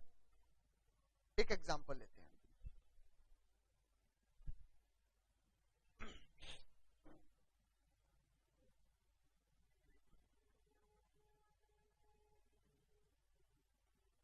ये मिस्टर अरमान है, चार्टर्ड अकाउंटेंट है, और एक कंपनी है ये वीर लिमिटेड। एक कंपनी है ये वीर लिमिटेड।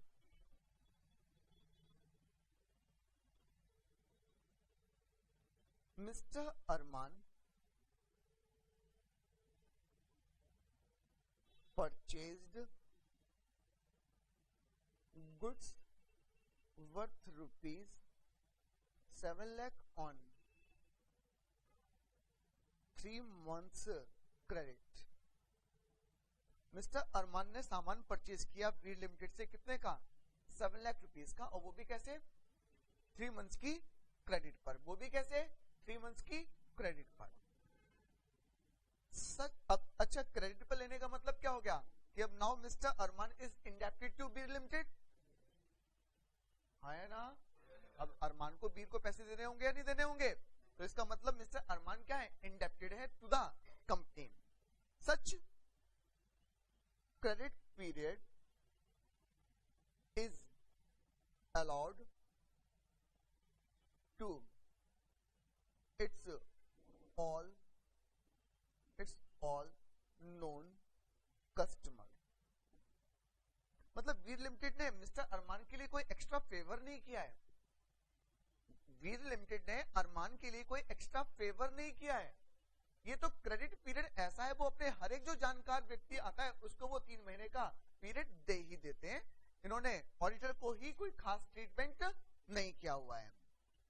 और उन्होंने कहा कि यार, वीर ने कहा कि यार अरमान, उन्होंने की हाँ मैं तेरे को जानता हूँ, तेरे को सामान भी उधार दे देता हूँ, देख तेरे पे मैं कितना विश्वास करता हूँ, ऐसा कर तू मेरी कंपनी का ऑडिट कर दे।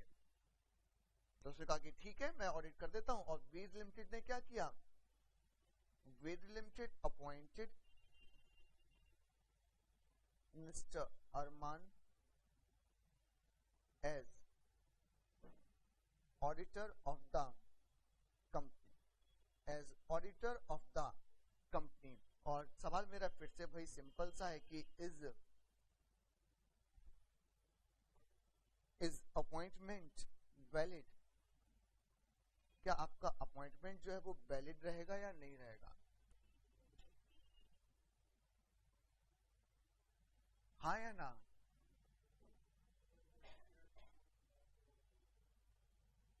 मान के चलो अपॉइंटमेंट के टाइम पर वो इंडेप्टेड है, हाँ या ना? तो ना, चाहे आपकी इंडेप्टेडनेस एक ऑर्डिनरी कोर्स ऑफ बिजनेस में आए या नॉर्मल किसी और तरीके से आए, हमें इस बात से कोई फर्क नहीं पड़ता। अगर आप इंडेप्टेड हो to the company then you are disqualified.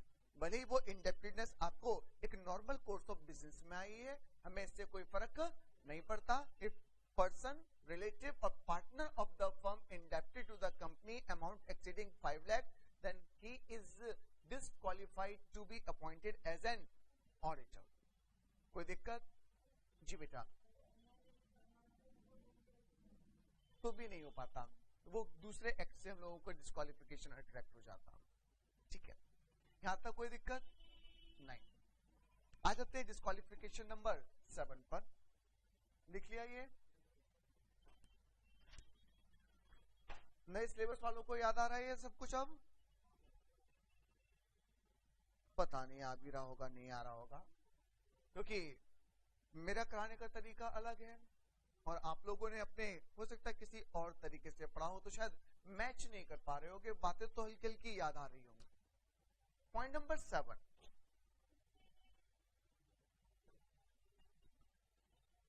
ये एक मिस्टर आयुष है और ये चार्टर्ड अकाउंटेंट नहीं है। आज इन आयुष को कुछ पैसे की जरूरत आ गई और ये पैसे की जरूरत आ गई तो कहां पहुंचे? किसी मनी लैंडिंग कंपनी के पास पहुंच गए कि भैया पैसा उधार दे दो। और कहां गए? सपोज एक्स लिमिटेड के पास चले गए और इन्होंने इससे क्या किया? पैसा मांगा। तो एक्स लिमिटेड ने कहा कि मैं पैसा दे दूंगा, मुझे कोई दिक्कत नहीं है, पर तुम मेरा पैसा वापस करोगे इस बात की क्या गारंटी है?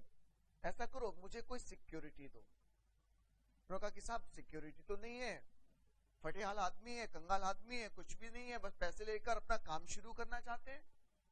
क्योंकि नहीं, हम ऐसे लोन नहीं देते, आपको हमें कोई ना कोई सिक्योरिटी प्रोवाइड करनी पड़ेगी। क्योंकि कोई तो बीच का रास्ता होगा। क्योंकि रास्ता ये है कि ऐसा करो, अगर सिक्योरिटी नहीं है तो कोई बात नहीं, कोई गारंटर ले आओ। गारंटर मतलब जो तुम्हारे ब्याह पर ये बोल दे कि अगर पैसा इसने नहीं दिया तो पैसा मैं दे दूंगा। तो ऐसे में कहा कि ठीक है, और ये बड़ी उम्मीदों से अपने एक दोस्त के पास में पहुंच गए, मिस्टर वीर के पास में, जो क्या है? सीए है, चार्टर्ड अकाउंटेंट है। और जब आयुष वीर के पास पहुंचे तो उन्होंने पूछा कि भाई क्या बात है, तू उदास लग रहा है? तो आयुष ने कहा यार लोन लेने गया था, देते नहीं है लोन, कहते हैं कि गारंटर ढूंढ के लेकर आओ, बोलते हैं सिक्योरिटी दो।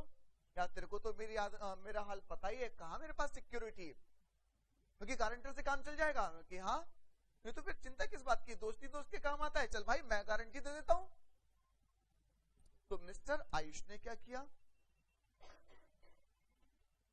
मिस्टर आयुष ने एक लोन लिया। Mister Ayush obtain a loan of rupees 1.5 lakh, ज्यादा की जरूरत नहीं थी, 1.5 लाख रुपीज का। और मिस्टर वीर ने कंपनी को क्या बोला कि तुम्हें गारंटी चाहिए, लो मैं गारंटी देता हूं। और मिस्टर वीर ने क्या कर दी? Provides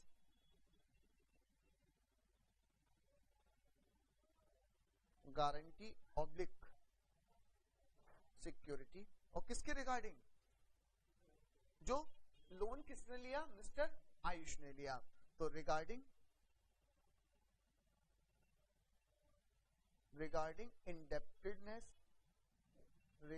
indebtedness of mister Ayush. तो कंपनी ने पूछा तुम कौन, तुम इसके ब्याह पर गारंटी क्यों दे रहे हो? कि मैं चार्टर्ड अकाउंटेंट। अच्छा आप चार्टर्ड अकाउंटेंट हो? कि हाँ। हम अपना एक ऑडिटर ढूंढ रहे हैं और भले समय पर आप हमारे यहाँ पर गारंटी देने आए, हम आपको अपना ऑडिटर बना लेते हैं। और फटाफट एक्स लिमिटेड ने क्या कर लिया, appointed mister Veer as auditor of the company. Situation समझ में आ गई है। और अब पढ़ते हैं डिस्क्वालिफिकेशन। और डिस्क्वालिफिकेशन में कहा गया कि अगर कोई भी पर्सन या फिर रिलेटिव या फिर पार्टनर ऑफ द फर्म अगर कोई भी गारंटी प्रोवाइड करेगा या फिर कोई सिक्योरिटी प्रोवाइड करेगा किसी थर्ड पर्सन की इंडेप्टेडनेस के रिगार्डिंग, कोई भी पर्सन रिलेटिव या पार्टनर सिक्योरिटी देगा किसी थर्ड पर्सन की इंडेप्टेडनेस के regarding to the company, subsidiary company, holding company, associate company, subsidiary of holding company, amount exceeding 1 lakh, amount exceeding 1 lakh, amount exceeding 1 lakh, तो हम लोग उसको ऑडिटर अपॉइंट होने नहीं देंगे, उसको हम लोग डिस्क्वालीफाई कर देंगे to be appointed as an auditor. और इस केस में क्या हो जाएगा, यहाँ पर जो ये अपॉइंटमेंट किया जा रहा है ये अपॉइंटमेंट वैलिड नहीं होगा। Mister Veer is disqualified to be appointed as an auditor in X limited. नहीं आई बात समझ में? आ गई? तो बेटा फिर लिखना हम लोग शुरू करते हैं इस डिस्क्वालिफिकेशन को।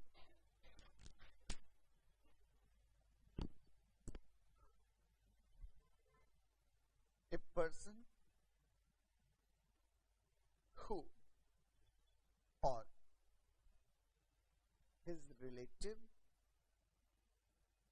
or partner has given a guarantee or provided any security in connection with indebtedness of any third person to the company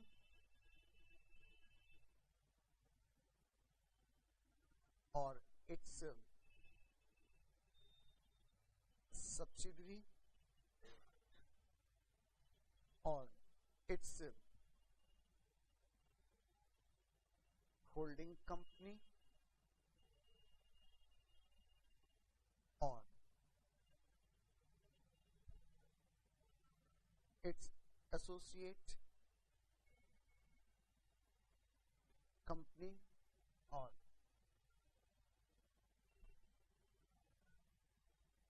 subsidiary of such holding company in excess of rupees 1 lakh. तो आप फिर disqualify कर दिए जाएंगे auditor appoint होने से। और यहां पर आपका आंसर क्या जाएगा, नो।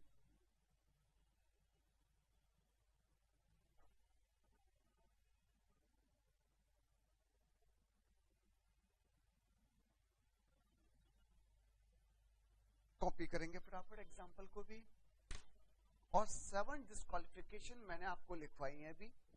और अगर मैं इसको याद कराना चाहूं तो पहली डिस्क्वालिफिकेशन एक वर्ड से याद करो, एम्प्लॉयमेंट। अगली दो डिस्क्वालिफिकेशन याद करो किससे, वर्ड शेयर होल्डिंग या सिक्योरिटी से। नंबर 4 और 5 हो गई। और 6 और 7 जो 2 डिस्क्वालिफिकेशन है ये आप याद करने की कोशिश करो किससे, इंडेप्टेडनेस वर्ड से। तो बेटा अगर आप कीवर्ड्स समझ पा रहे हो तो आपको फिर कहीं ना कहीं याद करने में भी क्या होगी, आसानी होगी। तो पहली दो डिस्क्वालिफिकेशन। 3 एम्प्लॉयमेंट, अगर खुद से एम्प्लॉयमेंट में है तो ऑडिटर नहीं बन सकता। नंबर 2, अगर person of the partner of the firm अगर एम्प्लॉयमेंट में है तो वो ऑडिटर नहीं बन सकता। नंबर 3, अगर रिलेटिव आपका डायरेक्टर है या KMP है तो वो भी ऑडिटर नहीं बन सकता। नंबर 4, अगर कोई भी पर्सन और पार्टनर सिक्योरिटी होल्ड करेगा इन द कंपनी, कंपनी मतलब आप समझ जाओ सब्सिडरी होल्डिंग, एसोसिएट एक्सेट्रा, तो आप ऑडिटर नहीं बन सकते। पर रिलेटिव के केस में आपको एक लिमिट दी जा रही है, कितने की, फेस वैल्यू 1 लाख रुपए की। 1 लाख रुपए तक अगर आपकी होल्डिंग है तो कोई दिक्कत वाली बात नहीं है, पर अगर आपके रिलेटिव की होल्डिंग 1 लाख रुपए से ज्यादा की है फेस वैल्यू, तो आप ऑडिटर अपॉइंट नहीं हो सकते। और बेटा उसके बाद में हम लोगों ने 2 डिस्क्वालिफिकेशन इंडेप्टेडनेस से बात करी कि अगर आपकी रिलेटिव की या पार्टनर ऑफ द फर्म की इंडेप्टेडनेस है 5 लाख रुपए से ज्यादा तो ऑडिटर नहीं बन सकते। किसी और की इंडेप्टेडनेस है अगर और उसके रिगार्डिंग आपने गारंटी या सिक्योरिटी दी हुई है 1 लाख रुपए से ज्यादा की, तो आप ऑडिटर नहीं बन सकते। और point number 8, point number 8,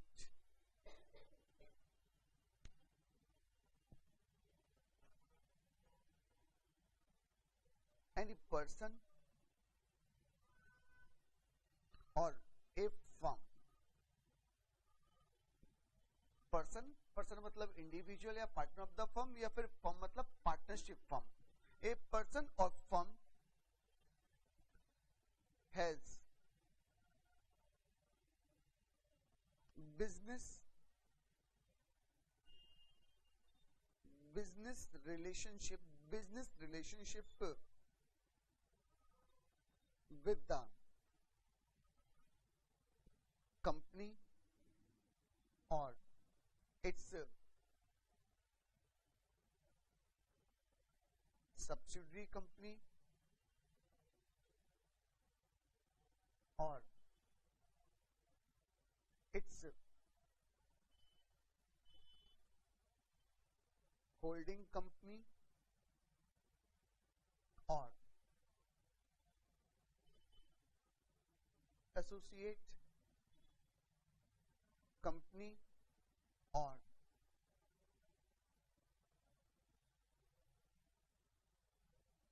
subsidiary of such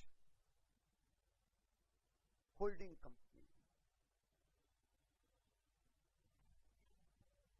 कोई लिमिट नहीं है, कोई कुछ नहीं। बिजनेस कनेक्शन का मतलब समझते हो, व्यापारिक संबंध। बिजनेस कनेक्शन मतलब व्यापारिक संबंध, और व्यापारिक संबंध मतलब आप कोई भी सेल, परचेज, किसी तरीके की सर्विस देने में अगर आप लोग एंगेज हो तो आप फिर वहां पर नहीं हो सकते। तो बेटा 8th जो डिस्क्वालिफिकेशन या 8th जो पॉइंट मैं आपको लिखवा रहा हूं, आप उसको याद कर सकते हैं किससे, बिजनेस कनेक्शन वर्ड से। पहली 3 डिस्क्वालिफिकेशन एम्प्लॉयमेंट, अगली 2 सिक्योरिटी, अगली 2 इंडेप्टेडनेस और अगली 1 बिजनेस कनेक्शन से। कल की क्लास में मैं आप लोगों से रिवीजन करवाऊंगा, दोबारा आपके शेड्यूल करा जाऊंगा। बहुत दिन आप लोगों ने रिलैक्स किया और कॉपी लेकर कोई भी यहाँ पर खड़ा नहीं होगा। जो भी आएगा आप अपनी बिना कॉपी के यहाँ पर आएंगे और अपना रिवीजन कराएंगे।